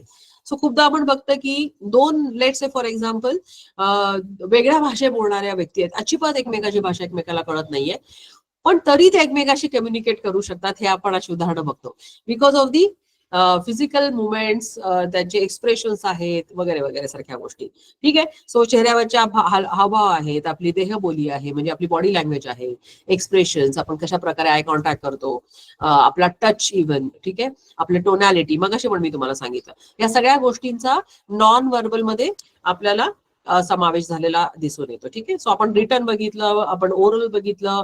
So this is now non verbal which is अशाब्दिक, ठीक आहे. सो हे पोहोचवण्यासाठी स्वतःला व्यक्त करण्याकरता एक शक्तिशाली माध्यम आहे. म्हणजे आपल्याला वाटतं की आपण जे बोलतोय दॅट इज अ पॉवरफुल, पण जर कम्युनिकेशनचं सर्कल आपण बघितलं ना, तर out of 100, 70% part is about non verbal communication, ठीक आहे. So this is very very powerful. आणि म्हणून आपण कशा प्रकारे आपले बॉडी लँग्वेजला वापरतो, कशा प्रकारचे एक्सप्रेशन्स, कशा प्रकारचं पोश्चर म्हणजे आपण कसं उभं राहतो, आपले हाताचे एक्सप्रेशन्स कसे आहेत, इट्स व्हेरी इम्पॉर्टंट. अदरवाईज आणि असे लोक तुम्हाला आपल्याला कायम इन्स्पायर करतात, ठीक आहे. जे लोक आपल्याला इन्स्पायर करतात ना, अशा लोकांची बॉडी लँग्वेज जरूर बघायची. सो यू विल सी की काय डिफरन्स आहे ह्याच्यामध्ये, मी काय सांगते, ठीक आहे. सो ह्याच्यामध्ये प्रकार आहेत, त्याच्यामध्ये मगाशी ऑलरेडी मी सांगितलं, बॉडी लँग्वेज आहे, पोश्चर म्हणजे आपलं आपल्या ह्याचा वरचा भाग आपल्या बॉडीचा कसा आहे, आपल्या डोक्यापासून ते बॉडीवरचा वरचा भाग, आणि जेस्चर्स म्हणजे आपले हाताच्या मुवमेंट्स वगैरे, ठीक आहे. पोश्चर म्हणजे आपण उभं कसं राहतो. सो चेहऱ्याच्या फेशियल एक्सप्रेशन्स आहे, कॉन्टॅक्ट, मगाशी ऑलरेडी आपण ह्याच्याविषयी बोललो. ह्याच्या व्यतिरिक्त फिजिकल अपिअरन्स पण आपला कसा आहे. सो खूप ब्रँडेड आणि खूप भारी आणि फार झगमगीत कपडे घालणं म्हणजे फार पर्सनॅलिटी भारी दिसते, किंवा चांगले मेसेज काहीतरी आपण एखाद्या समोर कन्वे करतोय असं नाही, पण आपला फिजिकल अपिअरन्स सुद्धा खूपदा आपल्याबद्दल बोलत असतो. सो कशा प्रकारचे कपडे घातले आहेत, नीट नेटके आहेत, स्वच्छ आहेत, साधे आहेत पण चांगले आहेत, खूप भपकेदार नाही आहेत. So it always talks about your personality. So you are always conveying की आपल्या पर्सनॅलिटी मधून आपण जे लोकांना सांगतो आहे. एक अंतर, पण किती अंतर ठेवून आपण एकमेकाशी उभं राहायचं, हे बिकम्स व्हेरी इम्पॉर्टंट कामाच्या ठिकाणी, ठीक आहे. उगाच खूप जवळीक करायला जाणं, खांद्यावर हात टाकणं, म्हणजे कस्टमर्स आहेत तुमचे, खांद्यावर हात टाकणं, किंवा किती कामाच्या ठिकाणी तुम्ही फ्रेंड्स असाल तरी ह्या गोष्टी टाळल्या पाहिजेत.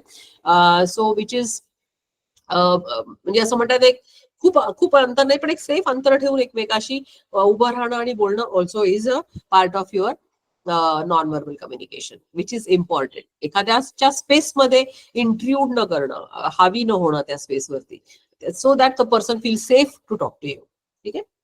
ओके. सुधारित शब्दिक संवाद कौशल्य म्हणजे काय, तर मगाशी मी सांगितलं की लिसनिंग स्किल्स बद्दल सक्रियपणे ऐकणं आणि निरीक्षण करणं, ऑब्झर्विंग दॅट. त्याच्यानंतर आपल्या स्वतःच्या या सगळ्या बॉडी लँग्वेज बद्दल आणि ह्या स्वतःबद्दल आपण कॉन्शियस असणं, त्याच्यावर काम करणं.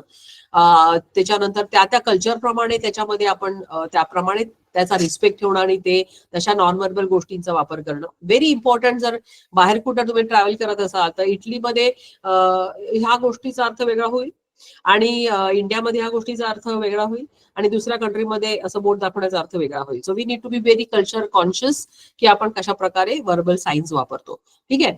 त्याच्यानंतर ह्याच्यामध्ये कशा प्रकारे तुम्ही कौशल्य, तर ऑब्व्हियसली ट्रेनिंग घेणं, काही वर्कशॉप्स अटेंड करणं इज व्हेरी पॉवरफुल. पर्सनॅलिटीमध्ये किंवा आपल्या लाईफमध्ये प्रोग्रेस करायचं असेल तर जरूर ह्याच्या काही ट्रेनिंग जरूर घ्या. आणि फीडबॅक, अभिप्राय फीडबॅक घेणं एखाद्या मित्रांकडनं जे तुम्हाला चांगले ओळखतात त्या लोकांना विचारणं की कुठली गोष्ट आहे माझ्यामध्ये जी मी इम्प्रूव्ह करू शकतो किंवा करू शकते आणि त्याच्यावरती काम करणं. So we have covered the 5 topics already. एक 5 मिनिटाचा फक्त ब्रेक घेतोय आपण आणि आपण 3:05 भेटूया. Is that okay? आहे का तिकडे लोक? कोणी? हो चालेल मॅडम. हा, 5 मिनिटांनी भेटूया आणि आपण 5 मिनिटांनी पुढचे 5 टॉपिक घेऊया. काही शंका असतील तर जरूर काय म्हणायचं विचार करून ठेवा आणि we will take care of that. ठीक आहे. थँक्यू.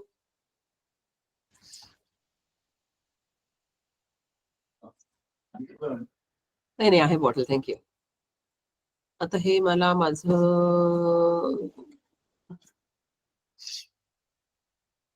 त्याच्यावरती ही हाईट येते.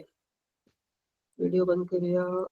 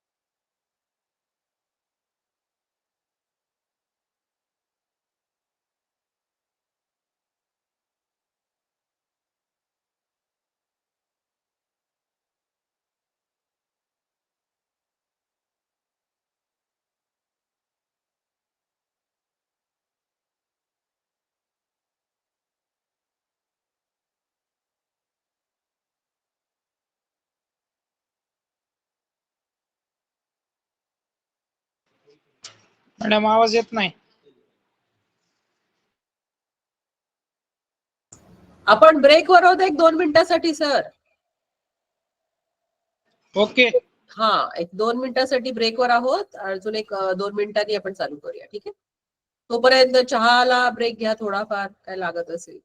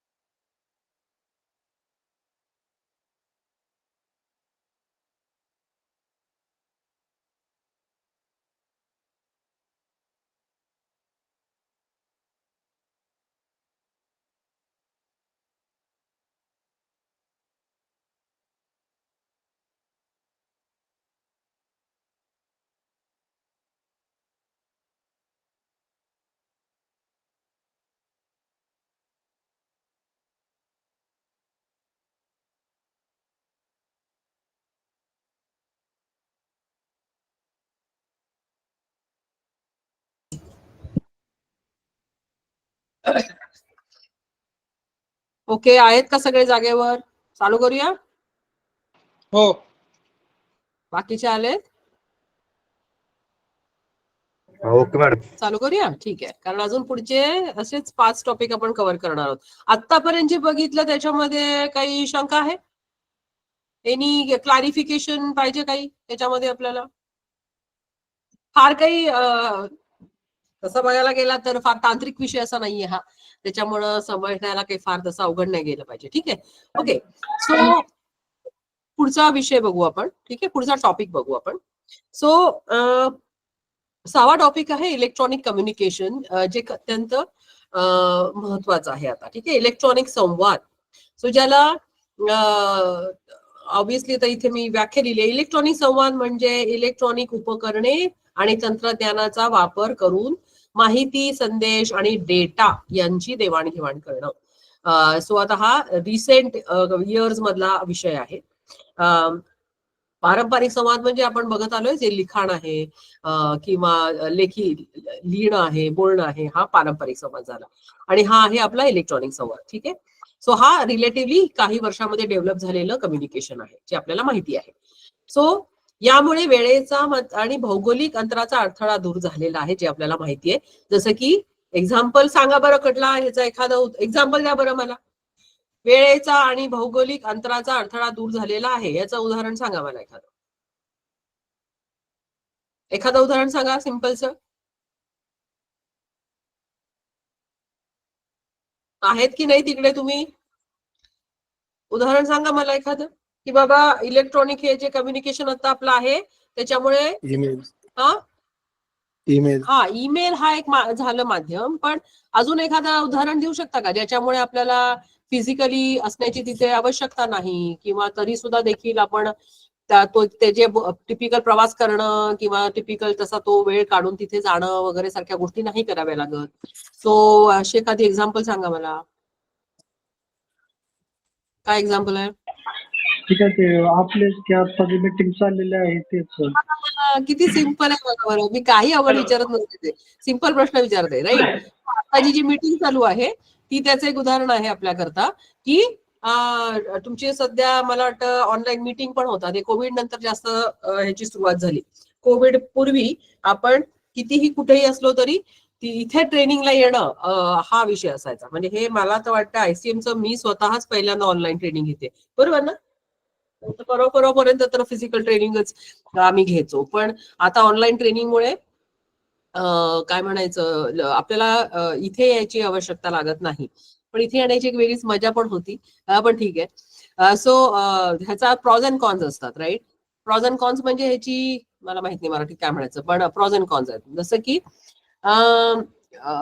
फिजिकल मध्ये स्पेशली हा विषय शिकवणं आणि एक्सपिरियन्शियल वेनी तो शिकवणं हा एक वेगळा अनुभव आहे. आणि ऑनलाईन मधला फायदा हा आहे की तुम्हाला इथपर्यंत यायची तसदी घ्यावी लागत नाही, तेवढे संस्थेला पैसे खर्च करावे लागत नाहीत.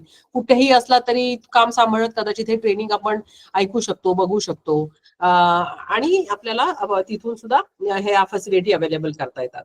म्हणजे फक्त इंडियाच नाही, आपल्याला माहिती की हे पूर्ण ग्लोबल लेवलवरती म्हणजे पूर्ण विश्वभरामध्ये कुठेही आणि कुणाशी आपण कनेक्ट करू शकतो, विच इज फॅन्टास्टिक. हे कधीच शक्य नव्हतं. म्हणजे इमॅजिन करा, हे जर मला ह्यासारखे विषय अमेरिकेत वगैरे शिकवत असेल कोणी, तर तिथे जाऊन करणं कसं शक्य आहे? म्हणजे किती खर्चिक आहे.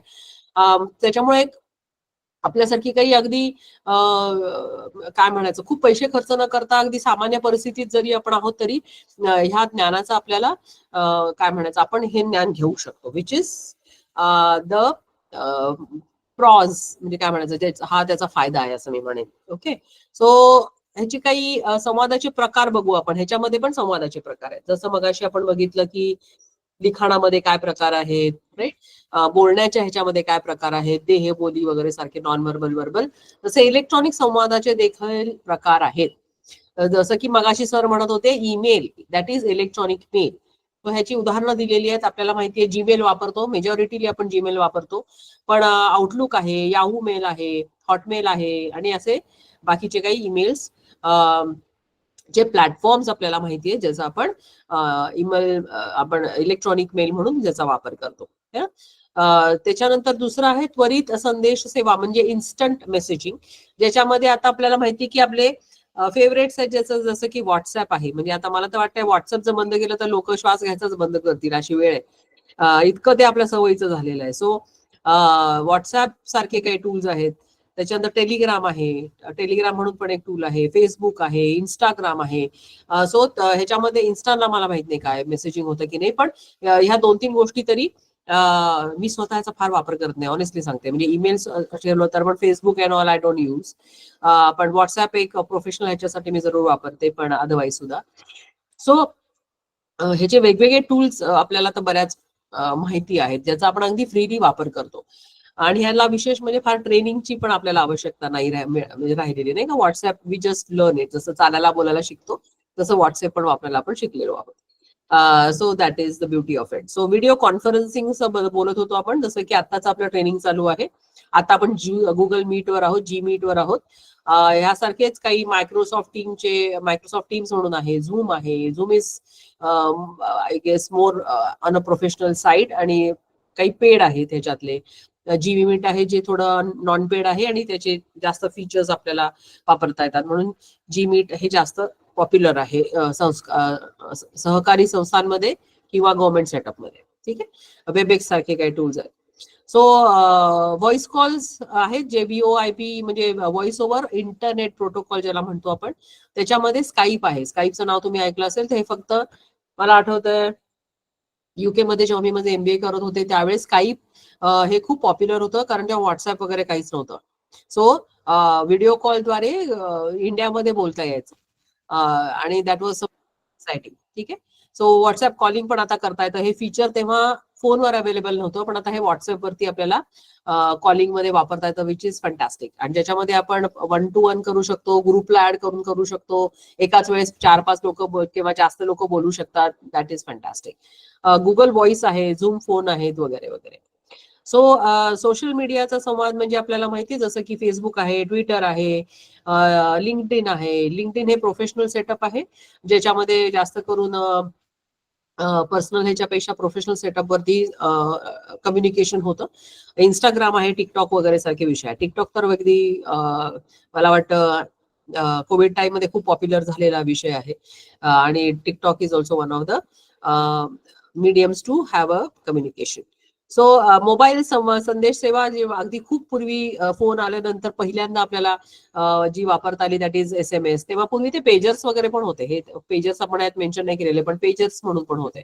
जे टेलिफोन आला आणि पहिलं इलेक्ट्रॉनिक जे इक्विपमेंट आलं दॅट वॉज पेजर. आणि मग मोबाईल आले आणि मग मोबाईलमध्ये SMS पाठवता यायला लागले वगैरे. ठीक आहे. सो हे सगळं आपल्याला मात्र इंटरनेटची याला आवश्यकता असते. मल्टीमीडिया. सो मल्टीमीडियाचे वगैरे हे विषय आपल्याला आता माहिती आहेत. त्याच्यात आय डोंट थिंक मला फार डिटेलमध्ये सांगण्याची आवश्यकता आहे. शिवाय खूप पूर्वीपासूनच आपल्याला माहिती असलेलं माध्यम म्हणजे रेडिओ आहे, टेलिव्हिजन आहे. सो त्याचं ब्रॉडकास्टिंगद्वारे आपण बऱ्याच काही गोष्टी आपल्याला माहिती मिळते, जसं की बातम्या आहे, जाहिराती, माहितीपट आहे आणि ऑब्व्हियसली मनोरंजन. डिजिटल जाहिराती पण आपल्याला बघायला मिळतात. It is important to understand. Digital जाहिरात ज्याला डिजिटल ऍडव्हर्टायझिंग म्हणतो. तर ह्याच्यामध्ये गुगल ऍड्स मध्ये म्हणजे युट्यूबवरच्या ऍड येणं, गुगलमध्ये ऍड येणं किंवा व्हिडिओवरती ऍड, इंस्टाग्राम वरती वगैरे सारखे जे मीडियम्स आहेत त्याच्यावरती ऍड होतात. आणि ह्याच्यामध्ये एक टार्गेटेड मार्केटिंग करता येतं. म्हणजे एक पर्टिक्युलर काय म्हणतात त्याला, एका पर्टिक्युलर कम्युनिटीला तुम्हाला टार्गेट करायचं असेल की बाबा गोव्याच्या अमुक एका ठिकाणी मला एवढ्याच एरियामधल्या लोकांना हा जाहिरात दाखवायची आहे, तर मग आपल्याला त्याचा वापर टार्गेटिंग मार्केटिंगसाठी डिजिटल ऍडव्हर्टायझिंग थ्रू करता येतो. तर तेवढ्याच एरियामधले लोक त्याच्यासाठी त्यांच्यापर्यंतच ती जाहिरात पोहोचते आणि तो टार्गेटेड ऑडियन्स आपल्याला कॅप्चर करता येतो. सो पॉडकास्ट आणि ई पुस्तकं हे अत्यंत आणखीन एक पॉवरफुल मीडियम आहे असं मला वाटतं. सो सगळी पुस्तकं कॅरी करण्यापेक्षा आजकाल तुम्ही बघत असाल की I don't know if you know Spotify सारखे काही ऍप्स आहेत, तर त्याच्यामध्ये गेलो किंवा पुस्तकं जी बुक म्हणून जे आहे गुगलच्या अंडर आपल्याला एक ऍप बघायला मिळतं. ऍप म्हणण्यापेक्षा त्याचं एक टूल आहे. सो त्याच्यावरती जाऊन ऑनलाईन पुस्तकं आपल्याला वाचता येतात आणि ती पण फ्री वाचता येतात, which is a good thing. So digital audio प्लॅटफॉर्मद्वारे आपल्याला बरीच माहिती मिळते वेगवेगळ्या प्रकारची. शिक्षण घेऊ शकतो आपण, आपलं एंटरटेनमेंट होतं वगैरे. सो ई बुक्स आणि ऑनलाईन मासिके वाचण्याची सुविधा ह्याच्यावर आहे, जे आपल्याला माहिती आहे. मी खूप महत्वाचा टॉपिक आता आपण बोलतो आहोत, which is about presentation skills. So ह्याच्यामध्ये आपण बघतोय की सादरीकरणाचं कौशल्य म्हणजे काय. तुम्ही मला जरा सांगा की तुम्हाला प्रेझेंटेशन करायची वेळ येते का? प्रेझेंटेशन म्हणजे पीपीटी आता जी अशी मी बनवली आहे तशी पीपीटी बनवून ती सादर करणं, हे तुमच्यापैकी काही लोक करतात का, किंवा तुमच्यापैकी तुम्हाला करावं लागतं का? चॅट मध्ये सांगू शकता किंवा जस्ट ओपन युअर माईक वरती ओपन करा आणि सांगा मला प्लीज. पीपीटी बनवायला लागते का तुम्हाला? नाही, भारत सर म्हणतात नाही. ओके, अजून कोणाला काही आहे का? काही संस्थांमध्ये आहे कारण म्हणून विचारते. हा प्रकार आता हे तरी ट्रेनिंग मध्ये तरी तुमच्याकडे ट्रेनिंग वगैरे होतात का? तुमच्यापैकी कोणी ट्रेनिंग घेतं का? नाही घेत. बर, मीटिंग मध्ये एखाद्या मीटिंगचं काही सादर करायचं असेल तेव्हा पीपीटी बनवणं आणि असं काही सादरीकरण करणं असं काही करायची वेळ येते? नाही. कोणालाच नाही. बर, मग ट्रेनिंग व्यतिरिक्त पीपीटी वरती शिक्षण घेणं हा किंवा काही सांगणं हा प्रकार ऐकलाय का, कधी बघितलाय तुम्ही?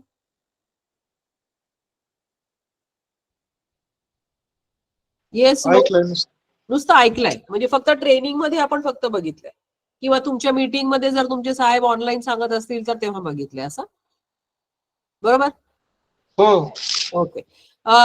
सो मला थोडी शंका होती कारण कोऑपरेटिव्ह मध्ये थोडंसं कमी प्रमाणात कदाचित हे वापरलं जात असावं, पण तरी देखील एक महत्वाचं साधन म्हणून आपण त्याच्याकडे बघितलं पाहिजे, कारण हे एक कौशल्य आहे आणि खूप महत्वाचं कौशल्य आहे. ठीक आहे. सो आता जे मी बनवते ना हे आता मी व्हर्च्युअल ट्रेनिंग देते तुम्हाला. सो व्हर्च्युअल प्रेझेंटेशन आहे. व्हर्च्युअल म्हणजे काय म्हणतात त्याला, व्हर्च्युअलच आपण म्हणू द्याल. ठीक आहे, ज्याच्यामध्ये समोर मी नाहीये, तुमच्या उभी फिजिकली नाहीये, आपण या इंटरनेटच्या माध्यमाद्वारे ह्याच्याद्वारे आपण हे प्रेझेंटेशन मी तुम्हाला देते आहे.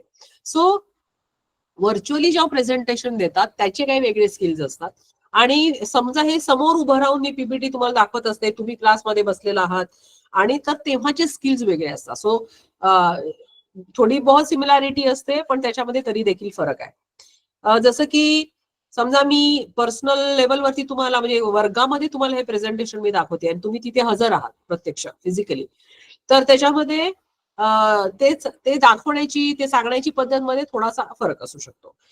त्याच्यामध्ये मी जास्त माझ्या बॉडी लँग्वेज वरती काम करेन, त्याच्यावरती कदाचित हे इंटरॅक्टिव्ह सेशन असू शकतं जास्त प्रकारचं, त्याच्यानंतर असे काही वेगवेगळे प्रकार त्याच्यामध्ये असू शकतात.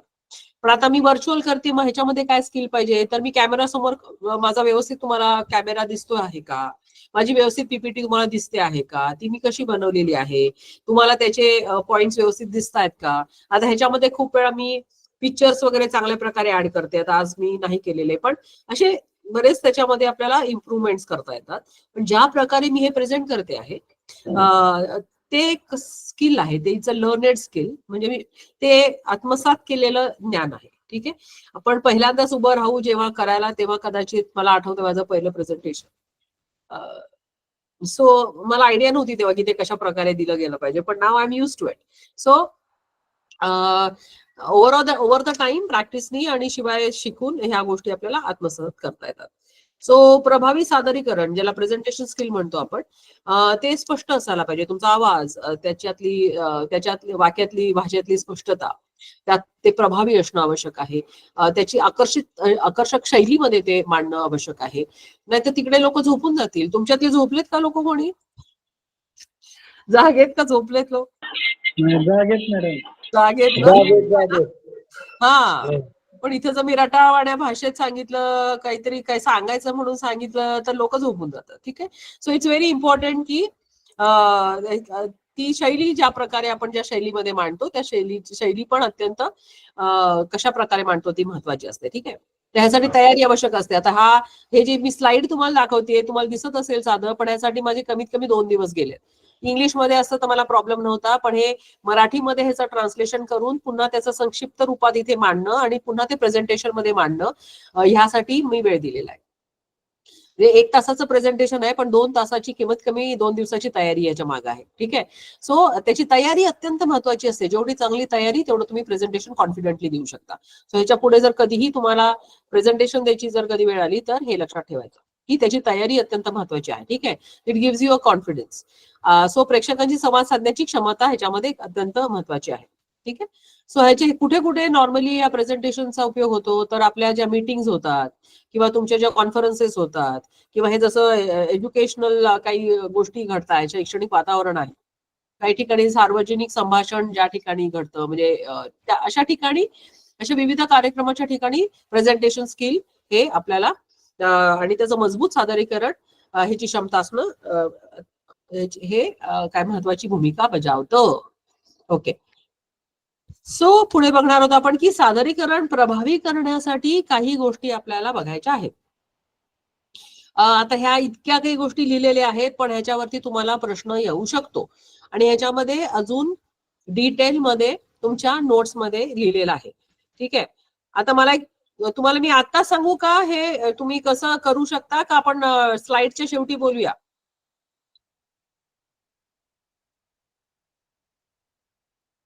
पेपर द्यायचा आहे तुम्हाला या प्रश्नांबद्दल ते शेवटी सांगते. चला ठीक आहे. सो सादरीकरण प्रभावी करण्यासाठी महत्वाच्या गोष्टी काय आहेत तर एक तर आपलं ऑब्जेक्टिव्ह क्लिअर पाहिजे की कशासाठी. जसं की आता विषय मला बरोबर माहितीये की कामकाजाच्या ठिकाणी संवाद हा विषय आहे. तो डावलून मी इकडं तिकडं नाही जाऊ शकत. ते डावलून मी भलत्याच कम्युनिकेशन बद्दल नाही बोलू शकत. मी एवढ्याच कम्युनिकेशन बोलू शकते की कामाच्या ठिकाणी जो संवाद आहे, जे संप्रेषण होतं त्याच्या अंडर काय पॉइंट्स येतात. सो माझा ऑब्जेक्टिव्ह इज क्लिअर की हा विषय तुम्हाला समजावून सांगणं, त्याच्या अंडर येणाऱ्या काही महत्वाच्या गोष्टी त्या तुमच्यापर्यंत पोहोचवणं. That is my objective. ठीक आहे. उगाच कुठेतरी भाषण कसं द्यायचं, स्टेजवर कसं बोलायचं वगैरे सारख्या गोष्टी मी ह्याच्यामध्ये इन्क्लूड करू शकत नाही, कारण तो आताचा ऑब्जेक्टिव्ह नाही. सो ज्या विषयावर बोलणार आहे तो मुद्दा धरून आपल्याला ते उद्दिष्ट समोर ठेवूनच आपल्याला प्रेझेंटेशन करावं लागेल, म्हणजे करायचं असतं. ठीक आहे. So it's very important to understand. प्रेक्षकही समजून घेणं महत्वाचं आहे. आता इथे जेव्हा मी येते लेट्स से ह्या संस्थेचं उदाहरण तर मी जरूर विचारते की कोण आहे, ऑडियन्स कोण आहे. म्हणजे फक्त बँकेचे लोक आहेत, फक्त दूध संघाचे लोक आहेत, मॅनेजर लेवलचे लोक आहेत की डायरेक्टर बॉडी आहे, फक्त महिला आहेत की मिक्स ग्रुप आहे, साधारण वय काय ग्रुपचं आहे, हे समजून घेणं अत्यंत महत्वाचं ठरतं. कारण त्यानुसार माझं प्रेझेंटेशनची स्टाईल, त्याच्यातलं काय इनपुट द्यायचे हे सगळ्या गोष्टी बदलतात. ठीक आहे. सो समोरचा माणूस आणि इव्हन इतर वेळेस सुद्धा बोलताना समोरचा वर्ग काय आहे, समोर आपल्या प्रेक्षक कोण आहे हे खूप महत्वाचं आहे. नंतर एखाद्या माणसाला त्याला इंटरेस्ट नसलेली गोष्ट तुम्ही सांगत बसाल, आपण सांगत बसतो किंवा त्याला उपयोगी नसणारी गोष्ट सांगत बसतो आणि मग कम्युनिकेशनचा गॅप तयार होतो. ठीक आहे. सो आपल्याला कम्युनिकेशन इफेक्टिव्ह करायचं असेल तर समोरचा प्रेक्षक समजून घेणं अत्यंत आवश्यक आहे. ठीक आहे. योग्य रचना ठेवा. ह्याच्यामध्ये त्याचं एक स्ट्रक्चर आहे कसं प्रेझेंटेशन बनवायचं. आता ह्याच्यामध्ये खरं तर 7x7 असा पॉइंट मांडला जातो नॉर्मल प्रेझेंटेशन मध्ये. पण आता हे तुमच्या काय म्हणायचं, तुमच्या डिप्लोमाच्या कोर्स साठी असल्यामुळं मी त्याचे जास्त पॉइंट लिहिलेले, जेणेकरून हे मुद्दे सगळे तुमच्या समोर राहतील. पण मी नॉर्मल जर प्रेझेंटेशन कम्युनिकेशन स्किलचं असंच देत असेल, ज्याला काही अजेंडा नाहीये, ज्याला काही सिलेबस नाहीये, हे सिलेबस बेस आहे, पण ह्याला जर सिलेबस नसेल तर कदाचित एका स्लाइड वरती फक्त 7 ओळी आणि 7च शब्द एका ओळीमध्ये असं मी प्रेझेंटेशन बनवणार, किंवा कदाचित मी फक्त काही चित्रच तिथे मांडणार आणि मग एक्सप्लेनेशन देणार. हे सगळं सांगत नाही बसणार. आता हे पॉइंट का लिहिलेले आहेत तर हे तुमच्या सिलेबस मध्ये आहेत, हे तुम्हाला परीक्षेमध्ये कव्हर करायचे, त्याच्यामुळे सगळे पॉइंट इथे मेन्शन केलेले आहेत. ठीक आहे. ही स्लाइड जरी व्यवस्थित तुम्ही बघितली आणि घरी जाऊन तुमच्या नोट्स व्यवस्थित कम्युनिकेशनच्या बघितल्या तरी तुम्हाला हा पेपर अगदी व्यवस्थित लिहिता येईल. ओके. आता दृकश्राव्य साधनांचा वापर, जसं की आपण बघतो इथं कॅमेरा आहे, माईक आहे, त्याच्यानंतर इथे व्यवस्थित लाईट आहे, तर हे सगळ्या गोष्टींचा पण म्हणजे योग्य वापर करायला आला पाहिजे. आता हे ऑनलाईन असल्यामुळे तसं आहे, पण फिजिकल ह्याच्यामध्ये आणखीन काही वेगळ्या गोष्टी ऍड होतात. कॉन्फिडन्स म्हटलंय, तर आत्मविश्वास, कॉन्फिडन्स असला पाहिजे. स्वर आणि गतीमध्ये बदल करा, म्हणजे एका मोनोटोनस भाषेमध्ये, आवाजामध्ये न सांगता, म्हणजे जसं की सादरीकरणाचा उद्देश, आता अपेक्षित परिणाम काय आहे हे निश्चित करा, असं वाचत वाचत मी गेले तर तुम्ही राहाल का इथे? नाही राहणार. आय होप की तसं कोण तरी त्याच्यातही जाणारी माणसं असू शकतात, पण हा तर त्यांचा प्रॉब्लेम असतो. प्रत्येक वेळेस मी स्वतःवर ते नाही घेऊ शकत. पण इम्पॉर्टंट आहे की कुठलाही संवाद साधत असताना त्या आवाजामधला व्यवस्थित, उगाच खूप आवाज मध्ये चढला, खूप खाली केला असं न करता आवाजाची मॉड्युलिटी तुमची एकदम कॉन्स्टंट व्यवस्थित असली पाहिजे. त्याच्यामध्ये चांगले चढउतार असले पाहिजे, त्याच्यामध्ये तुमच्या भावनांचे एक्सप्रेशन्स आले पाहिजेत, तर त्या माणसाला समोरच्यात आपलं ऐकावंसं वाटतं. सो ह्या गोष्टी आपल्याला त्याच्यामध्ये लक्षात घ्यायला पाहिजे. ठीक आहे. प्रेक्षकांचा सहभाग वाढवा. जसं आधीमध्ये मी तुम्हाला प्रश्न विचारते की हे तुम्ही केलंय का, हे तुम्ही ऐकलंय का, याचं उत्तर एखादं द्या, उदाहरण द्या. आज असं झालंय की जवळजवळ हे माझ्या मध्ये तरी 15 किती तासाचा आहे खरं हा कॉन्टेंट? 15 तासाचा आहे का हा बाग?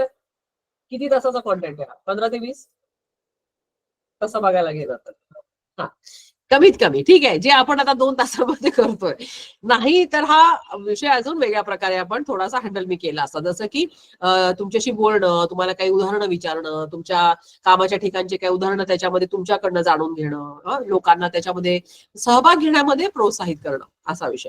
सो इट्स व्हेरी इम्पॉर्टंट की एकटं सगळं थोपवण्यापेक्षा लोकांना त्याच्यामध्ये इन्व्हॉल्व्ह करणं आणि लोकांना आपला सहभाग त्यांना त्याच्यामध्ये द्यायला प्रोत्साहित करणं व्हेरी व्हेरी इम्पॉर्टंट. सोप्या भाषेचा वापर करा. खूप क्लिष्ट भाषा वापरायची अजिबात आवश्यकता नाही, वापरू नये. मगाशी पण मी सांगितलं, जार्गन्स आपल्याला भारी शब्द माहिती असतात, आपल्या कामाच्या ठिकाणी आपण नेहमी वापरतो म्हणून ते आपल्याला माहिती असतात. समोरच्या माणसाला ते माहिती असतीलच असं नाही. ठीक आहे. त्याच्यामुळे साधे सोपे, जेवढं सोपं बोलणं खरं अवघड असतं, लेट मी टेल यू. खूप फेकाफेकी करणं ना, ह्याला काही डोकं लागत नाही, कारण पुस्तकी ज्ञान आहे. पण तेच साध्या शब्दामध्ये समोरच्याला सांगता येणं इज अ स्किल. त्याच्यामुळे साध्या भाषेचा वापर करावा, जेणेकरून लोकांना त्या समजतील. ठीक आहे. सिंपल पण समजतील अशा भाषेमध्ये. ह्याचं प्रॅक्टिस करणं सतत इम्पॉर्टंट आहे, जे विच इज इनएव्हिटेबल. दृश्य सादरीकरणाचे डिझाईन नीटनेटके ठेवा. आता तुम्ही बघाल की नॉर्मली इथं जेवढाही स्लाईड दिसतात, आता समजा ही स्लाईड आहे, उगाच खिचडी इथं थोडंसं हे झालंय, पण हे नीटनेटके पॉईंट आहेत, स्वच्छ आहेत, उगाच असं घिचमिट करून खूप काही मांडलेलं नाहीये.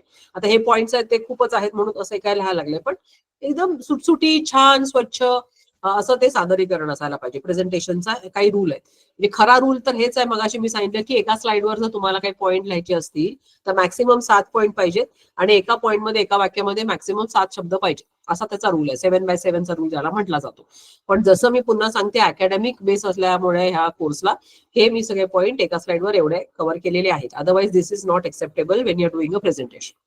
खूप खिचडी, खूप असं खूप भरभरून कॉन्टेंट असता कामा नये. ओके. त्याच्यानंतर प्रश्नोत्तर सत्रासाठी तयारी ठेवा. आणि हे सगळं प्रेझेंटेशन जेव्हा होतं आपलं, त्याचे तुम्ही करत नाही, पण अदरवाईज एखाद्या गोष्टीचं तुम्हाला, लेट्स से फॉर एक्झाम्पल, संस्थेविषयी माहिती, तुमच्याकडे कोणतरी बाहेरच्या काय म्हणायचं स्टेट मधले कोणीतरी तुमच्याकडे पाहुणे आलेले आहेत आणि तुम्हाला तुमच्या संस्थेविषयी माहिती द्यायची आहे. ठीक आहे. मग ती अशा प्रेझेंटेशनवर समजा तुम्ही तयार करत आहात.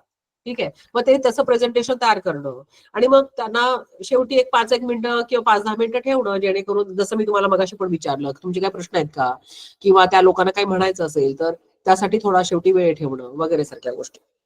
ठीक आहे. कळलं का? हो. ठीक आहे. सो हे नवीन विषय आहे तुमच्यासाठी, पण जाणून घ्या, कारण हे जे मी आता सांगते ना तुम्हाला, हे पीपीटी दाखवते, जे मी बोलते आहे, हो, हा प्रेझेंटेशनचाच भाग आहे. ठीक आहे. आणि जर तुम्हाला कधी वेळ आली करायची प्रेझेंटेशन, तर ह्या गोष्टी आपल्याला समोर ठेवायच्या आहेत. ओके.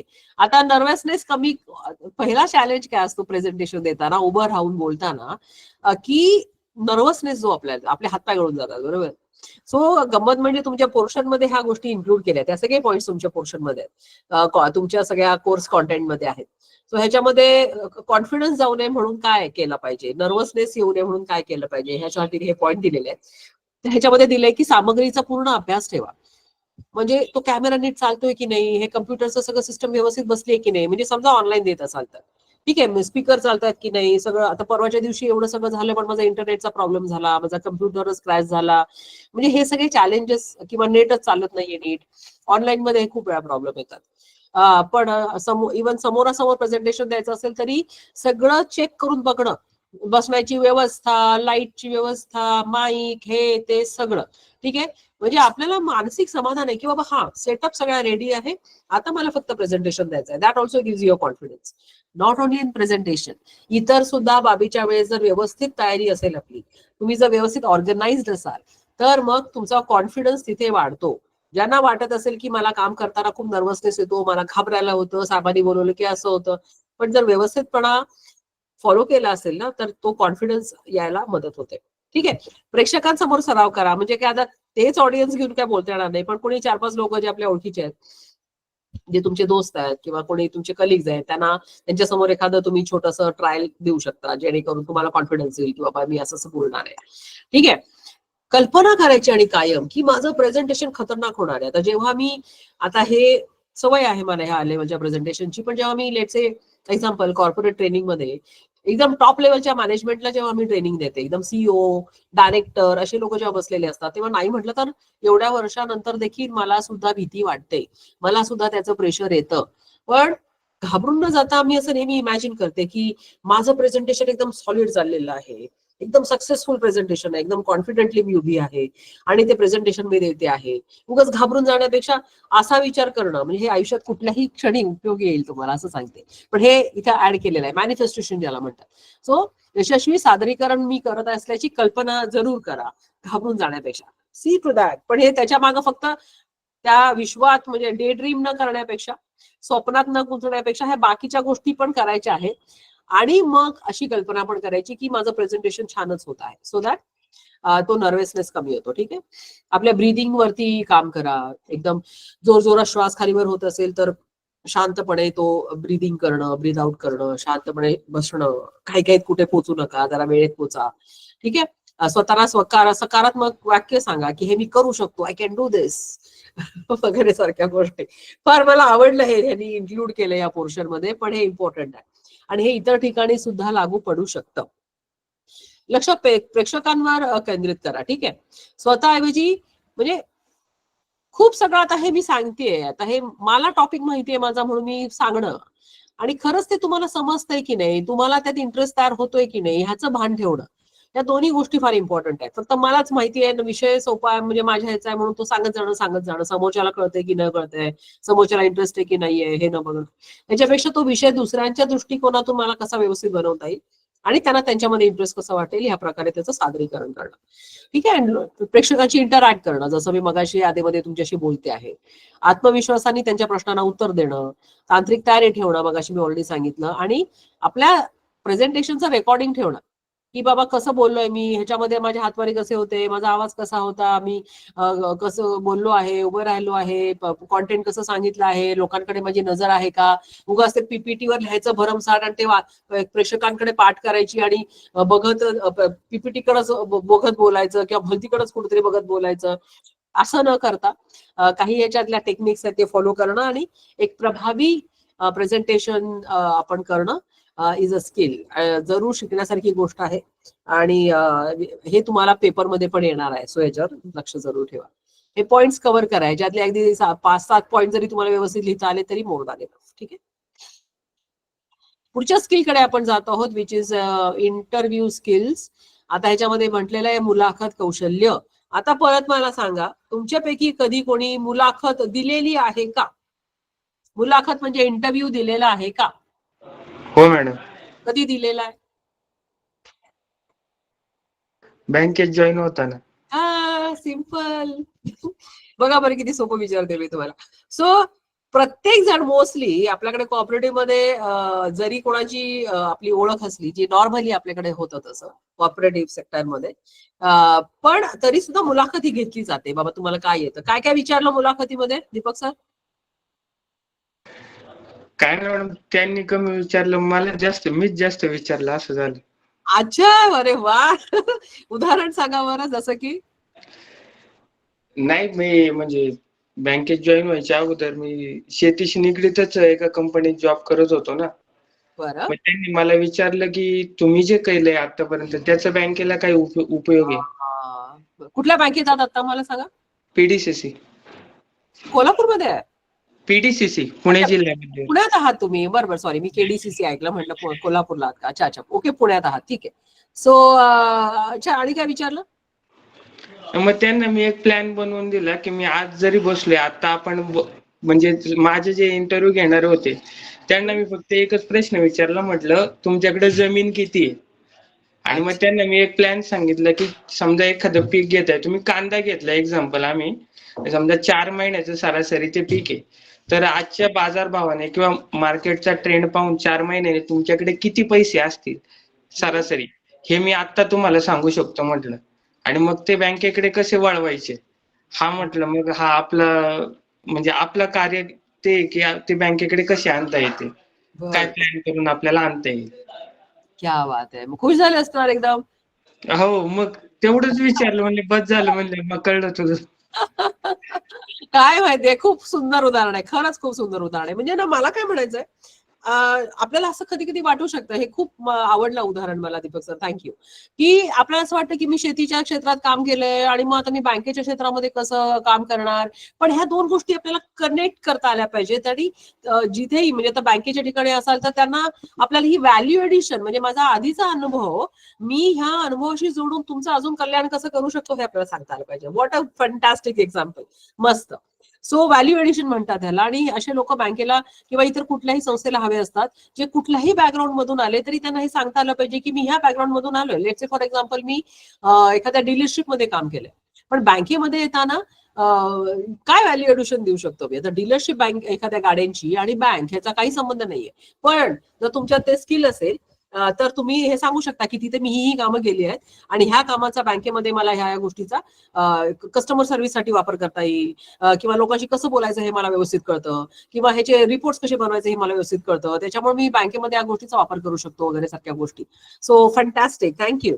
ओके, सो आपण बघणार आहोत की मुलाखती आपल्याला माहिती असतात, कारण आपण नॉर्मली मुलाखती फेस करतो, पण मुलाखत घेतलेली आहे असं कोण आहे का इथे की मी मुलाखती कंडक्ट करतो, मुलाखती घ्यावी लागते मला, लोक आमच्याकडे येतात आणि त्याच्या मुलाखती मी घेतो किंवा घेते, कोण आहे का? एनीबडी आहे का कोणी असं की बाबा मुलाखत घेण्यासाठी मला चान्स आलेला होता, किंवा मी घेतो, किंवा मी त्या टीमचा एक पार्ट असतो, किंवा तो माझ्या जॉबचा एक भाग आहे, असं कोण आहे का?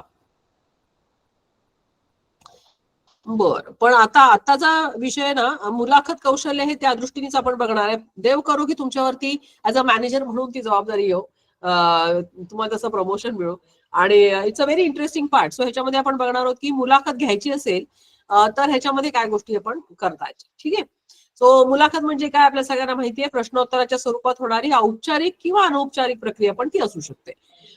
सो ज्याच्यामध्ये उमेदवाराचा आपण जोखतो की कौशल्य काय आहे, पात्रता काय आहे, त्याचं आता वर्तनाचं मूल्यांकन तेवढ्या कमी वेळात होऊ शकत नाही खरं तर, पण एक जजमेंट असतं आपलं की बाबा ठीक आहे हा माणूस अशा प्रकारे, जसं दीपक सर म्हणाले एकही सवाल कापिता आणि त्यांना कळलं की बाबा ह्याची काय कॅपॅसिटी आहे ह्यांची. ठीक आहे, सो थोडंफार बेसिस वरती आपण त्याच्यावरती मूल्यांकन पण करतो व्यक्तीचं. आणि थोडंसं तरी माईक ओपन राहायला म्यूट करा प्लीज. हा, सो मुलाखतीचं महत्व काय आहे तर ह्याच्यामध्ये भरती प्रक्रिया होते, त्याच्यामध्ये काही तज्ञांचं विषयावर काही आपण बघतो की नाही का त्यांचं मत जाणून घ्यायचं असेल, काही तज्ञ असतील तर त्यांच्या पण मुलाखती होतात. शैक्षणिक मूल्यांकन पण आपण करतो की विद्यार्थ्यांच्या पात्रतेच्या मूल्यांकन करण्यासाठी काही मुलाखती विद्यार्थ्यांच्या पण घेतल्या जातात. आणि माध्यमांसाठी माहिती संकलित करण्यासाठी जसं आपण बघतो की पत्रकार आहेत, मीडियाचे काही लोक आहेत, ते पण लोकांशी बोलतात. सो कुठल्याही ठिकाणी मुलाखतीचं स्किल आपल्याला उपयोगी पडू शकतं. नेसेसरी नाही की फक्त जॉबच्या ठिकाणी आपण गेलोय आणि तिथंच आपल्याला मुलाखत द्यायची किंवा घ्यायची. तर ह्या ठिकाणी सुद्धा आपण लोकांची अशा प्रकारे इंटरॅक्ट करताना नवे आपण मुलाखतच घेत असतो. ठीक आहे, सो लेट्स सी पुढे जाऊन याचे प्रकार काय आहेत. ह्याच्यामध्ये फार मी डिटेलमध्ये नाही जाणार आहे ऑनेस्टली, पण ह्याच्यामध्ये प्रकार आहेत जे आपल्या पोर्शनचा भाग आहेत, जे तुम्ही नंतर काय म्हणायचं फॉलो करू शकता. ठीक आहे, सो एक पारंपरिक आणि म्हणजे स्ट्रक्चर्ड इंटरव्ह्यू ज्याला म्हणतात, ज्याच्यामध्ये स्ट्रक्चर्ड प्रश्न असतात, म्हणजे आधी ठरलेले असतात की हे प्रश्न विचारायचे आहेत. ठीक आहे, त्याप्रमाणे मला तर वाटतं हे टीव्हीवर वगैरे तर दाखवतात, खूप एक्सटेम्पो आहे मुलाखती, पण खूपदा लोकांना माहितीच असतात की हे प्रश्न अशा प्रकारचे त्याची तयार उत्तर असतात.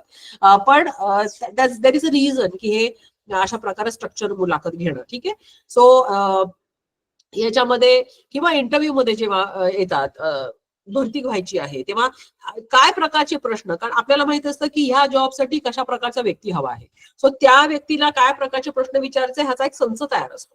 त्यांना भलतंच काहीतरी विचारू शकत नाही आपण त्यांना. तू कुठल्या आय डोंट नो, आता मी काय भरकटत नाही कडे, पण असे मी फार मजेशीर इंटरव्ह्यू बघितले ज्याचा त्या जॉबशी काहीही संबंध नाहीये आणि भलतेच कुठले तरी प्रश्न विचारले जातात. ठीक आहे. So that is a structured interview. Important आहे, त्याची तयारी असते आणि ते पूर्वनियोजित प्रश्न असतात. सो वर्तणुकीवर आधारित मुलाखत म्हणजे बिहेव्हिअरल इंटरव्ह्यू ज्याला म्हणतात, ज्याच्यामध्ये उमेदवाराच्या भूतकाळच्या अनुभवांवर आधारित प्रश्न विचारले जातात, त्यांच्या पास्ट एक्सपिरियन्स वरती. ठीक आहे. सो ही एक टिपिकल सिच्युएशन काय असेल तर ती हाताळण्यासाठी ही पद्धत वापरली जाते. पॅनल इंटरव्ह्यूज म्हणून पण आहेत, आता हे तुम्ही बघितलं नसेल, पण ह्याच्यामध्ये अनेक मुलाखतकार तुम्ही बघत असाल की let's say for example IAS चे इंटरव्ह्यू होतात, हे आपल्या गव्हर्नमेंटचे इंटरव्ह्यूज काही युट्यूबवर तुम्ही बघितले असेल तर एकापेक्षा जास्त लोक पॅनलवर इथे इंटरव्ह्यूच्या बसलेले असतात.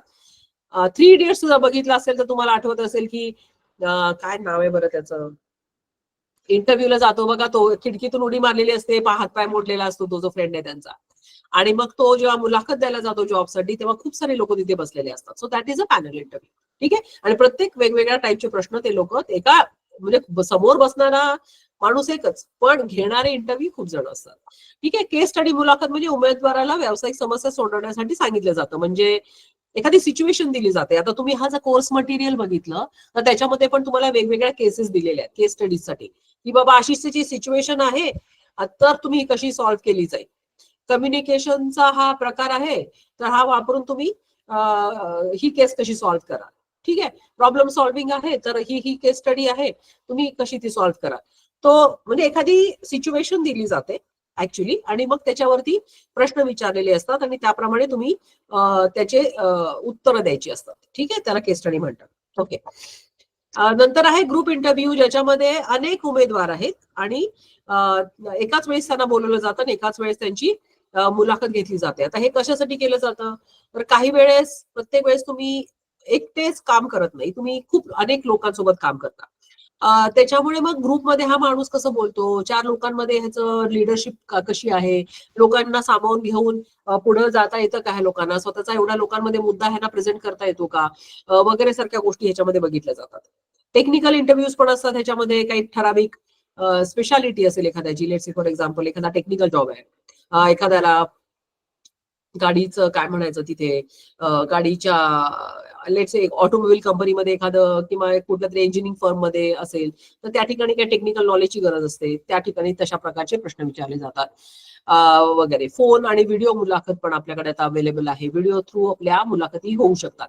म्हणजे मला आठवतंय की माझी एक फ्रेंड होती, तिचा युके मध्ये असताना इंटरव्ह्यू होता, तो सिंगापूरला झाला, पण तिने युके मध्ये बसून तो इंटरव्ह्यू दिला, शी वॉज सिलेक्टेड, आणि मग ती सिंगापूरला गेली. सो आता काय म्हणायचं, ग्लोबल लेवलवरती असे इंटरव्ह्यूज होऊ शकतात, तुम्ही इंटरव्ह्यू इथे बसून देऊ शकता. त्यासाठी तुम्हाला कुठल्या तरी बाहेरच्या देशात जायची गरज नाही किंवा दुसऱ्या स्टेटमध्ये द्यायची गरज नाही, तुम्ही इथे बसून व्हिडिओ समोर देऊ शकता आणि मग तुमचं सिलेक्शन होऊ शकतं. Stress interview is very important to understand. हा कॉन्सेप्ट एकदम इम्पॉर्टंट, की अंडर स्ट्रेस जर तुम्ही असाल, अशी सिच्युएशन क्रिएट केली जाते की तुम्ही अंडर स्ट्रेस आहात, एकदम प्रेशर मध्ये तुम्हाला हे केलेलं आहे. हे काही सिच्युएशन मध्ये, जसं की मला असं वाटतं पोलीस किंवा मिलिटरी भरती करत असताना या गोष्टीचा जास्त करून वापर केला जातो, किंवा टॉप लेवल मॅनेजमेंटच्या ज्या इंटरव्ह्यूज होतात त्याच्यामध्ये ह्याचा वापर केला जातो.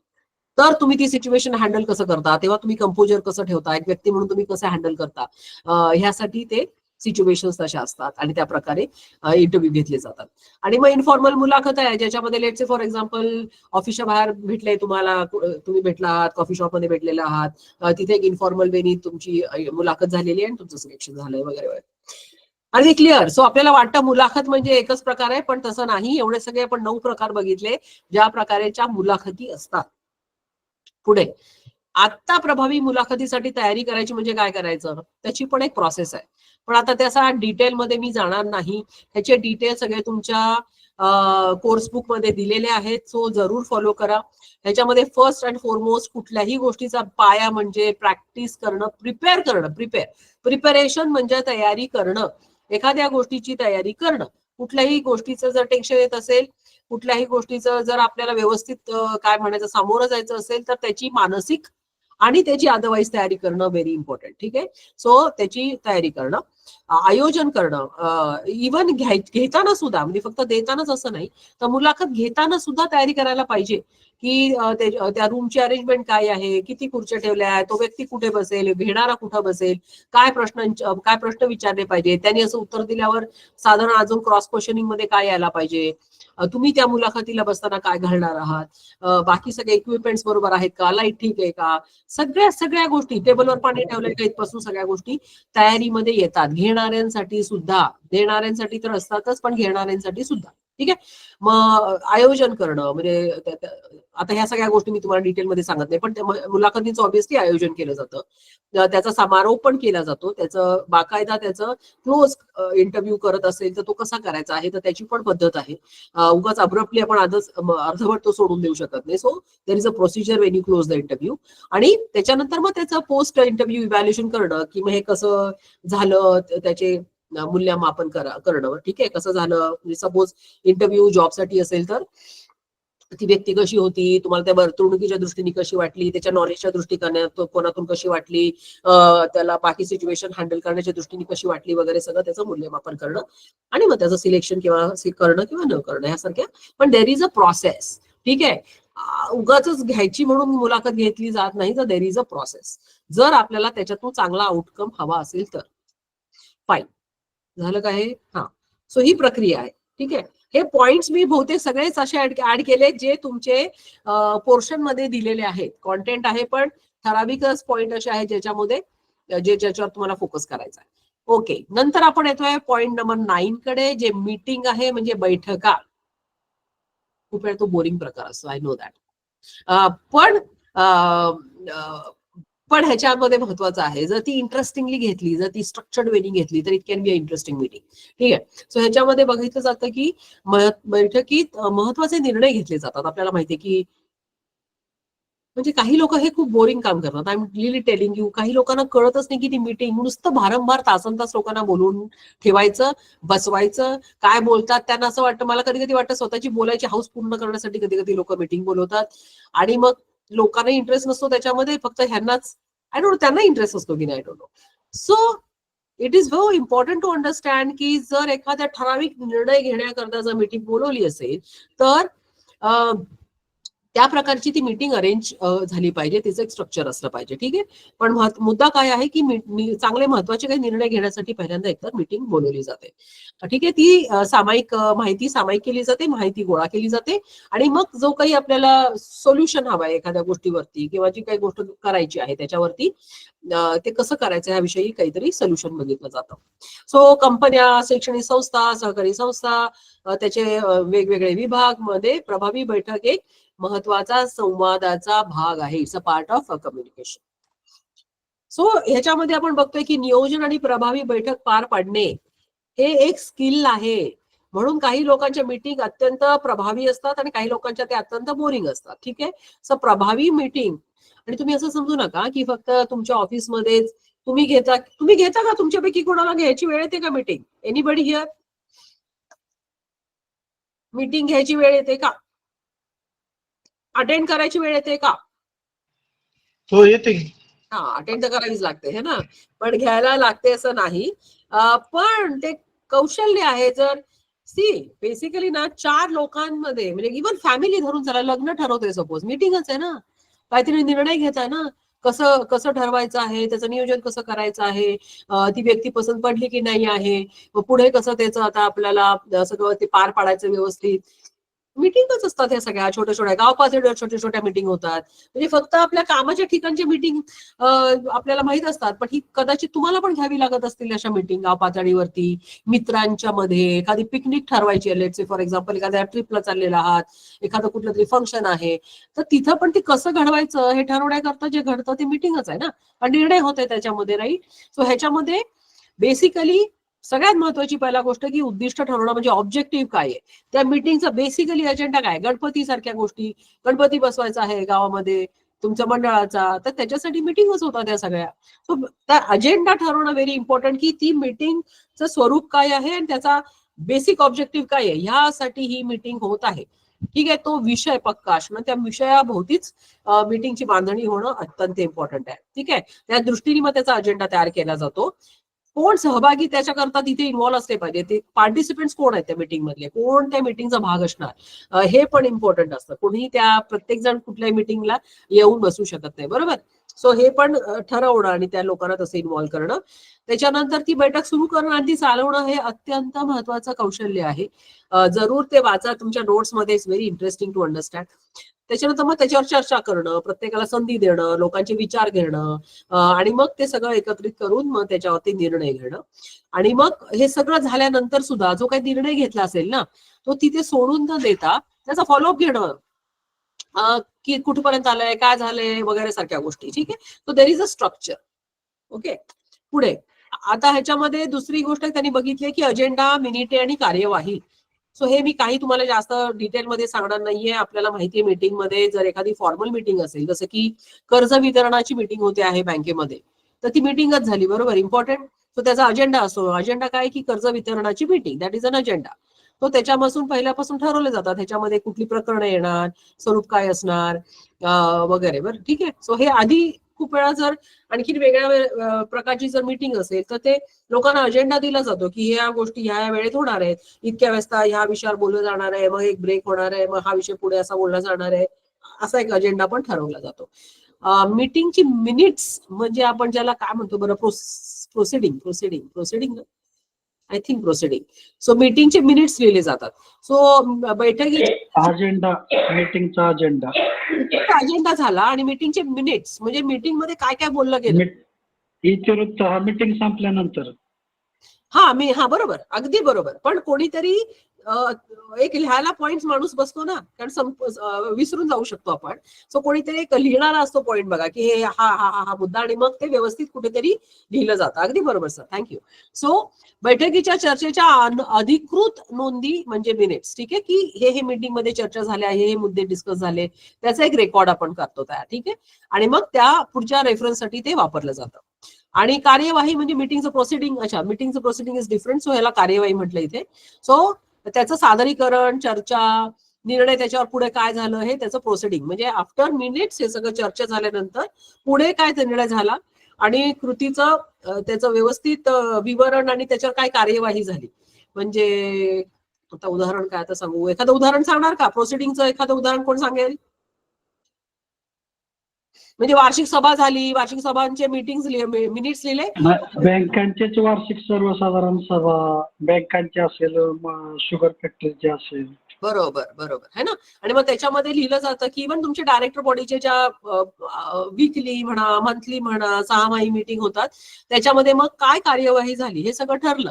म्हणजे वार्षिक सभेमध्ये हे नियम पास झाले, हे अधिनियम पास झाले, ह्या गोष्टी करायच्या ठरल्या, हे सगळं कार्यवाहीच्या दृष्टिकोनातून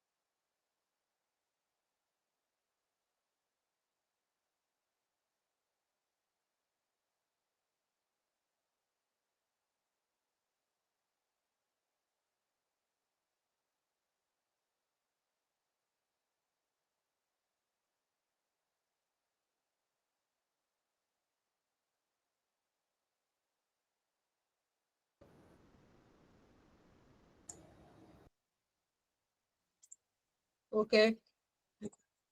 तुम्हाला मध्येच व्हिडिओ गेला का हो? आमचे श्रीकांत येऊन जरा हे व्हॉल्यूम कमी करा, माझं व्हॉल्यूम बंद करा. कनेक्शन नव्हतं मॅडम बराच वेळ. ना सांगितलं नाही तर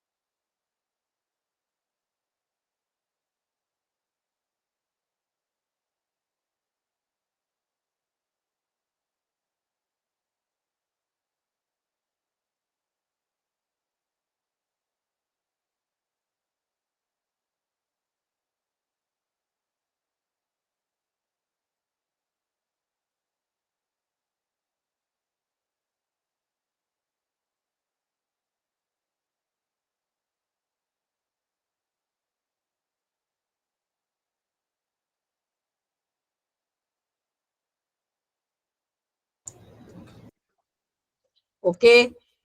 किती वेळ तुम्ही ऐकलं नाही मला नाही माहिती, पण आता पुढे जाऊया कारण मला मागचं काही क्यू नाही. Sorry for the technical glitch.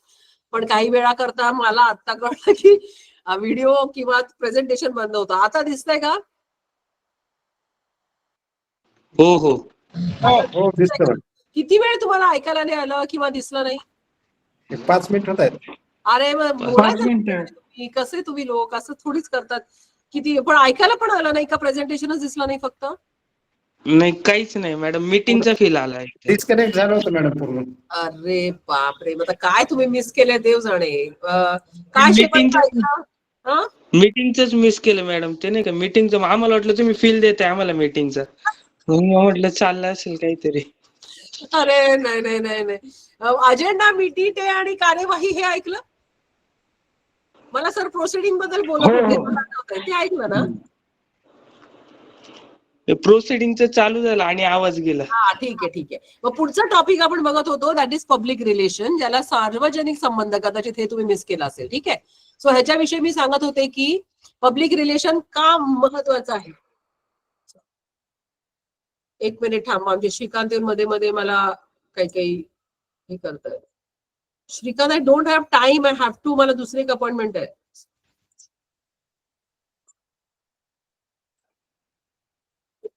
अच्छा, रेकॉर्डिंग, स्टॉप रेकॉर्डिंग, कॅन्सल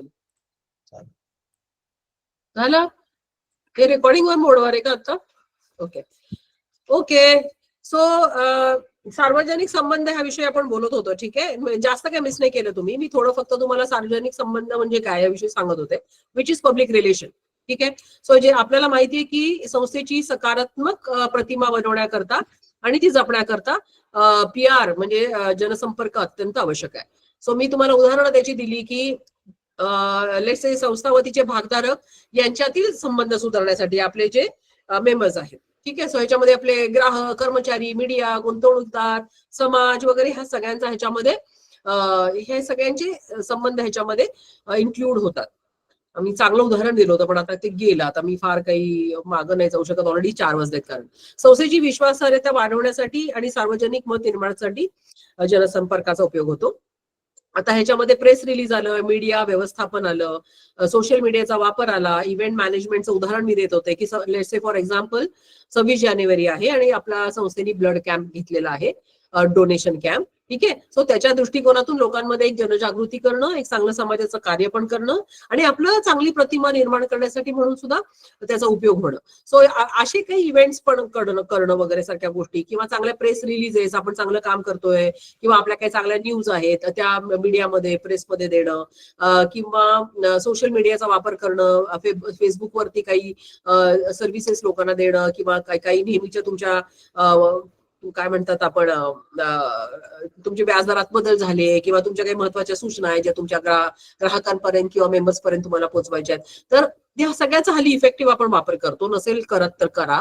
आणि त्याच्या दृष्टिकोनातून किंवा कम्युनिकेशन क्रायसिस म्हणजे एखादं संकट व्यवस्थापन, आता ह्याचं उदाहरण मी आता नाही देणार आहे, पण तुम्ही त्याचा विचार करू शकता की जेणेकरून आपली संस्थेची प्रतिमा व्यवस्थित झाली पाहिजे, उंचावली पाहिजे आणि ती जपली पाहिजे, ती जतन पण करता आली पाहिजे. ठीक आहे, हा त्याचा मूळ उद्देश आहे.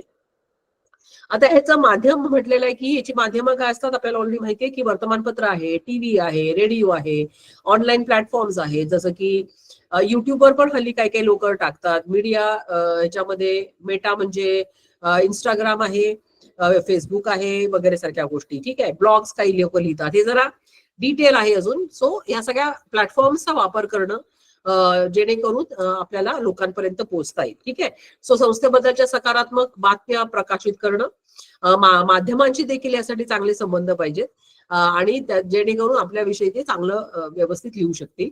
आणि ह्या माध्यमांशी प्रभावी संवाद साधल्यामुळे ऑब्व्हियसली त्याच्यामध्ये आपल्यात एक ट्रस्टचं रिलेशन फॉर्म होतं आणि आपली प्रसिद्धी पण चांगल्या प्रकारे वाढू शकते. संबंध कसे मीडियाशी ठेवायचे ह्याची एक नोट दिलेली आहे, ते तुम्ही स्वतःहून जरूर वाचा. आता मी त्याच्यामध्ये डिटेलमध्ये नाही सांगणार, पण त्याचे डिटेल्स मी व्यवस्थित लिहिले जे अगदी वाचून समजण्यासारखे आहेत. दुसरं आहे प्रेस रिलीजेस, ज्याला प्रेस प्रकाशन जसं म्हणू.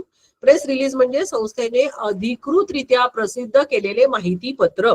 ठीक आहे, आता हे माध्यमांना संस्थेतील महत्वाच्या घडामोडींबद्दल माहिती देण्याकरता वापरलं जातं. हे आपल्याला माहिती आहे, ही आपली रेग्युलर प्रॅक्टिस असते आणि त्याच्यासाठी प्रेस रिलीजचा वापर केला जातो. ठीक आहे, आता हे कसं असावं ह्याच्याविषयी पण काही खाली मुद्दे दिलेले आहेत, ते अगदी वाचून समजण्यासारखे आहेत, ते जरूर फॉलो करा. अहवाल लेखनमध्ये रिपोर्ट रायटिंग येतं. ह्याच्यामध्ये दिलेलं आहे की संस्थेच्या कार्यप्रदर्शनाचा, आपण जे काही कार्य करतो त्याचा आढावा घेतलेला असतो, बरोबर, आणि त्या अहवालाचं लेखन केलं जातं. सो आपल्याला माहिती आहे अहवाल, आपले वार्षिक अहवाल वगैरे निघतात, मग आपण काय काय वर्षी काम केलं, कुठल्या कुठल्या आपण नफा किती कमवला, किती आपल्याला डिव्हिडंड आपल्याला किती देता आला, किंवा मागच्या प्रोसिडिंग मध्ये आपण ज्या गोष्टी ठरवल्या त्या माझ्या मीटिंग मध्ये हे आम्ही करू, तर त्यातल्या कुठल्या कुठल्या गोष्टी पूर्ण केल्या वगैरे सगळ्या अहवालामध्ये गोष्टी येतात. माझी सुरुवात स्वतः एका बँकेमध्ये ॲज अ ब्रांच मॅनेजर झाली. माझी करिअरची सुरुवात तशी झाली ती कॉर्पोरेटिव्ह सेक्टरमध्ये. सो ह्या गोष्टीची थोडीफार कल्पना आहे. होप की म्हणजे मोठी ह्या गोष्टी अजून तशाच असाव्यात, रादर असतील. सो ह्या गोष्टी मी थोड्या वेळात तुम्हाला सांगू शकते. ठीक आहे, सो विश्लेषण, आकडेवारी, शिफारशींचा समावेश वगैरे नाही का, ते सगळ्या गोष्टी टिपिकल अहवालामध्ये ज्या येतात त्यांच्या ह्याच्यामध्ये. सो PR क्षेत्रात मीडिया कव्हरेज, मोहिमांचे यश, कसं आम्ही काही गोष्टी यशस्वीरित्या केल्या आहेत, ग्राहकांचा त्याच्यामध्ये काय प्रतिसाद वगैरे सारखा ह्याच्यामध्ये गोष्टी मांडल्या जातात. आता त्याच्यासाठी काय गोष्टींची आवश्यकता आहे, कशा प्रकारे लिहिला जावा, ह्याचे पॉइंट्स खाली दिलेले आहेत, ते आपण फॉलो करू शकतो. हाऊस जर्नल्स म्हणून एक प्रकार आहे. हाऊस जर्नल्स म्हणजे संस्थेने आपल्या कर्मचाऱ्यांसाठी किंवा भागधारांसाठी प्रकाशित केलेले मासिक किंवा वृत्तपत्र. आपल्याला माहितीये काही काही संस्था आपापल्या मेंबरसाठी किंवा आपले जे काही कर्मचारी आहेत त्यांच्यासाठी किंवा आपल्या येणाऱ्या रेग्युलर कस्टमरसाठी मासिक किंवा अशा प्रकारचे काही गोष्टी प्रसारित करतात किंवा प्रकाशित करतात. सो हे अत्यंत महत्वाचं संवादाचं एक साधन मानलं जातं, जेणेकरून तुम्ही कॉन्स्टंट टच मध्ये राहू, आपण जनसंपर्कात राहू, लोकांना कळेल संस्था काय करते, चांगल्या गोष्टी काय होतात, आमचे अजून पुढचे तुमच्यासाठी काय प्लॅन्स आहेत. सो पीपल आर इंटरेस्टेड आणि people keep in contact. So संस्थेच्या ह्याच्यामध्ये दिलंय कामगिरीबद्दल माहिती, कर्मचारी गुंतवणूक वाढवणे किंवा एखादी कोलॅबरेशनचं संस्कृती कल्चर, म्हणजे तुमचे इव्हन सांस्कृतिक प्रोग्राम होत असतील, कर्मचाऱ्यांसाठी काही नवीन तुम्ही उपक्रम राबवले असतील वगैरे सारख्या गोष्टी लोकांपर्यंत पोहोचवणं. आता ते कसे त्याचे महत्वाचे घटक आहेत त्याचे पॉइंट्स खाली आहेत, you can read that letter.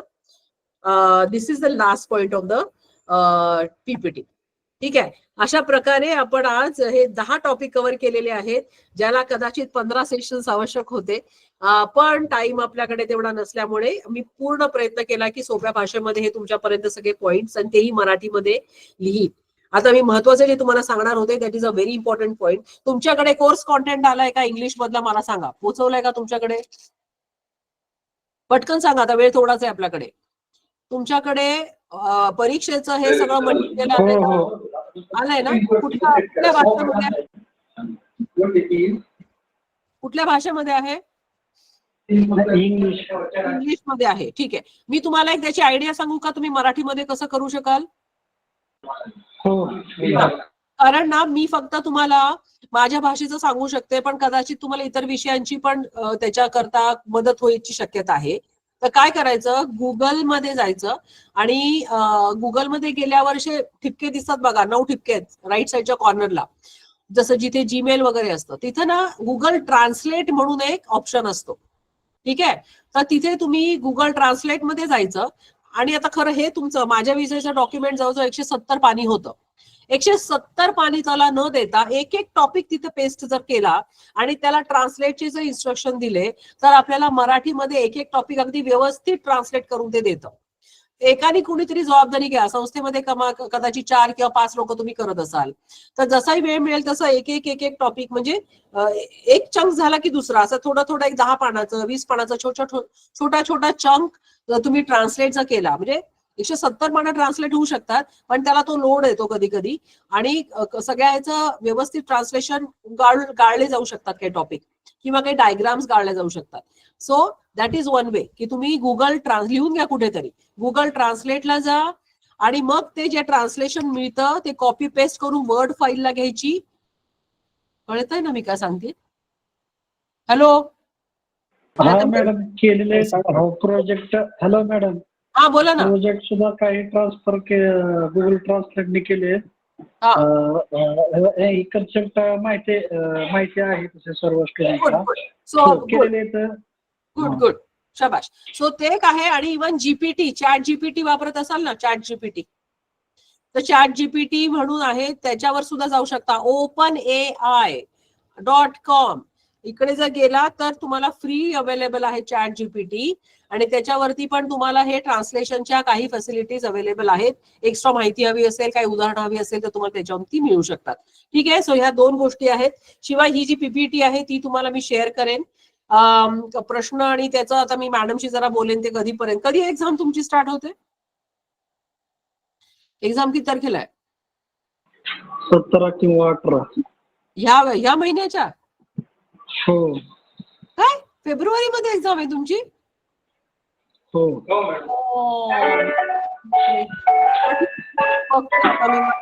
Paper set नाही केला तुमचा अजून, पण मी सोपे प्रश्न विचारणार आहे. फक्त महत्वाचे मुद्दे लिहा. खूप मोठा असेल विषय, समजा 10-12 मुद्दे असतील तर निदान त्याच्यात ते 4 ते 5 मुद्दे तरी व्यवस्थित लिहा. बाकी सगळं जास्त लिहू नका. म्हणजे 10-11 मुद्दे असतील तर किमान महत्वाचे 4 ते 5 मुद्दे तरी व्यवस्थित कव्हर करा, किंवा एक मुद्दा व्यवस्थित लिहून एक ओळीचं जरी तुम्हाला लिहिता आलं ठीक आहे. पण विषय हा आहे की तुम्हाला ते व्यवस्थित काय म्हणायचं त्याला, समजला विषय एवढं मला कळलं पाहिजे. That's it. ठीक आहे, अजून काही कोणाची शंका असेल तर पटकन विचारा, otherwise will end the session.